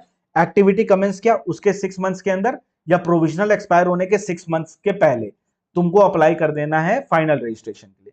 जैसे ही तुम फाइनल रजिस्ट्रेशन के लिए अप्लाई करोगे 6 मंथ्स के अंदर from the end of the month in which application is received तुमको फाइनल रजिस्ट्रेशन ग्रांट कर दिया जाएगा 5 साल के लिए। अब ये तुमको हर साल री रजिस्ट्रेशन के लिए अप्लाई करना है। कब तक अप्लाई करोगे? 6 months prior to expiry of final registration. जब भी फाइनल रजिस्ट्रेशन खत्म होने वाला होगा उसके 6 मंथ्स के पहले अप्लाई कर देना, तो 6 मंथ्स के अंदर तुमको ग्रांट कर दिया जाएगा री रजिस्ट्रेशन, जो कि वैलिड होगा फिर 5 इयर्स के लिए। फिर नेक्स्ट 5 साल खत्म होने से, 6 मंथ्स खत्म होने से पहले अप्लाई कर लेना रजिस्ट्रेशन, 6 मंथ्स के अंदर तुमको वापस से रजिस्ट्रेशन ग्रांट कर दिया जाएगा जो कि 5 साल के लिए वैलिड होगा। And this will go on and go on and go on, और अगर ऐसा नहीं करोगे तो 115 टीडी में एग्जिट टैक्स का पेमेंट करना पड़ेगा। अब मॉडिफिकेशन हमने पढ़ा था, याद है? मॉडिफिकेशन हमने क्या पढ़ा था? अगर मॉडिफाई कर रहे हो तो 30 दिन के अंदर अप्लाई कर देना फॉर रजिस्ट्रेशन, अगर नहीं करोगे तो 115 टीडी में टैक्स पे करना पड़ेगा। तो अगर मॉडिफिकेशन होता है तो अप्लाई कर देना री रजिस्ट्रेशन के लिए 30 डेज के अंदर from the date of modification. 6 months के अंदर from the end of the month in which application is received तुमको ग्रांट कर दिया जाएगा, तुम्हारा मॉडिफिकेशन अप्रूव कर दिया जाएगा, एंड जो ग्रांट होगा रजिस्ट्रेशन तुमको वो 5 साल के लिए वैलिड होगा। Okay, got it sir. कभी कभी क्या होता है ना, हमारा इनऑपरेटिव हो जाता है रजिस्ट्रेशन। हमने कोई गलत काम कर दिया, हमने कोई काम ही नहीं किया, हमने ऑपरेटिव नहीं किया, हमने इनऑपरेटिव हो गया। अगर अपना इनऑपरेटिव हो गया तो क्या वापस से अपने उसको ऑपरेटिव बना सकते हैं क्या? बिल्कुल बना सकते हैं। कैसे बनाएंगे? 6 months prior to the commencement of assessment year in which it become operative apply करना है तुमको रजिस्ट्रेशन।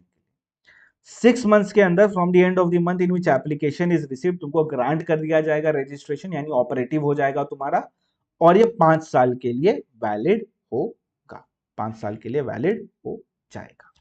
ठीक, समझ गए सर? इजी है। Got it sir. 1 अगस्त वाली डेट बता दीजिए। देखो 1 अगस्त वाली डेट कैसे आई? अपना एक्सपायर कब हो रहा है?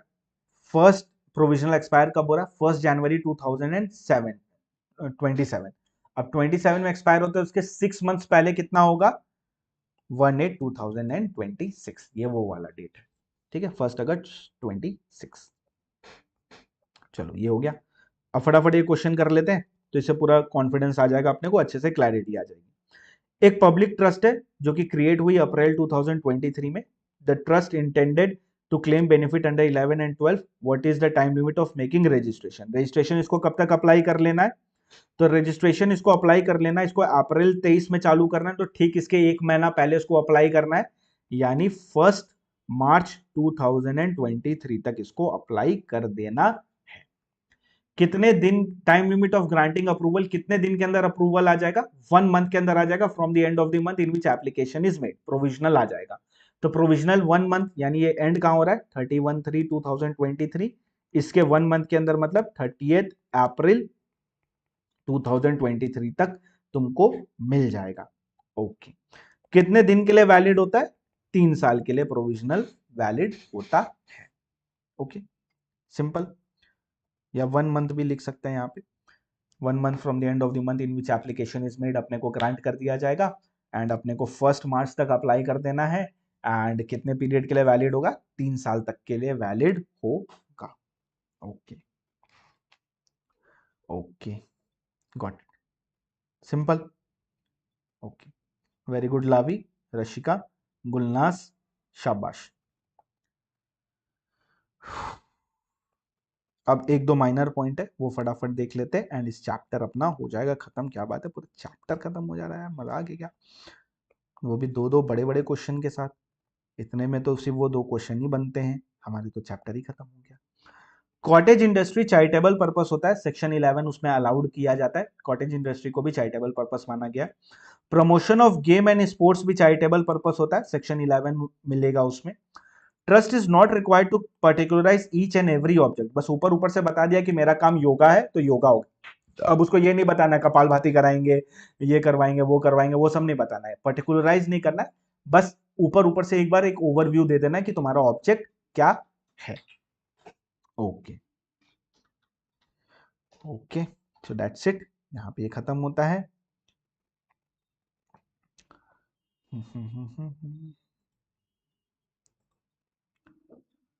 ये कैपिटल गेन वाला काट देना, यहाँ पे ना स्ट्रेट अवे बस वही वाला पॉइंट लिखना, ये मेगा फॉर्मेट में जो हमने बनाया है, या मैं एक शेयर कर दूंगा, फॉर्मेट शेयर कर दूंगा, मेगा फॉर्मेट का बेटर रहेगा तुम्हारे लिए, मेगा फॉर्मेट में शेयर कर दूंगा, ठीक है। एंड सो दैट्स इट दोस्तों, यहां खत्म होता है अप्रोक्सीमेटली 1.5 घंटे के अंदर हमारा पूरा charitable trust with exit tax, registration, normal computation and 2 तगड़े वाले क्वेश्चन जिसमें सारे परमुटेशन कॉम्बिनेशन हो गए कवर्ड। तो ये हमने कवर कर लिया है। 5th पॉइंट रह गया सर, उसमें 5th पॉइंट क्या, नहीं वो अभी नहीं करना, 5th पॉइंट को बाद में बताओ, पीजीबीपी के बाद बताता हूँ, ठीक है। बाकी पीजीबीपी पढ़ा है तो समझ जाओगे क्या लिखा हुआ है। सो दैट्स इट, यहां खत्म होता है अपना charitable trust. Thank you very much for joining इन, बहुत ज्यादा मजा आया चैरिटेबल ट्रस्ट को रिवाइज करने में with question and answer. Channel पे नए हो तो चैनल को सब्सक्राइब कर देना, वीडियो को लाइक किए बिना जाना ही मत, कमेंट भी जरूर करना और शेयर कर देना अपने दोस्तों के साथ, उनका भी भला कर दो भाई, ये रिवीजन सीरीज चल रही है। और अगर क्लासेस लेने तो अभी भी ले सकते हो, बुक्स लेना तो अभी भी ले सकते हो, डिस्क्रिप्शन में लिंक मिल जाएगा। So that's it, thank you very much for joining in, bye bye, take care, have a good day, good day तो बचा नहीं, गुड नाइट। कल आईडीटी का क्लास सुबह 9:30 बजे, सिर्फ कल, जनरली जो 11:30 का टाइम है वही है, बस कल सुबह 9:30 बजे है अपना क्लास, ठीक है। Bye bye, take care, have a good day, have a good night, bye. Like किए बिना जाना मत।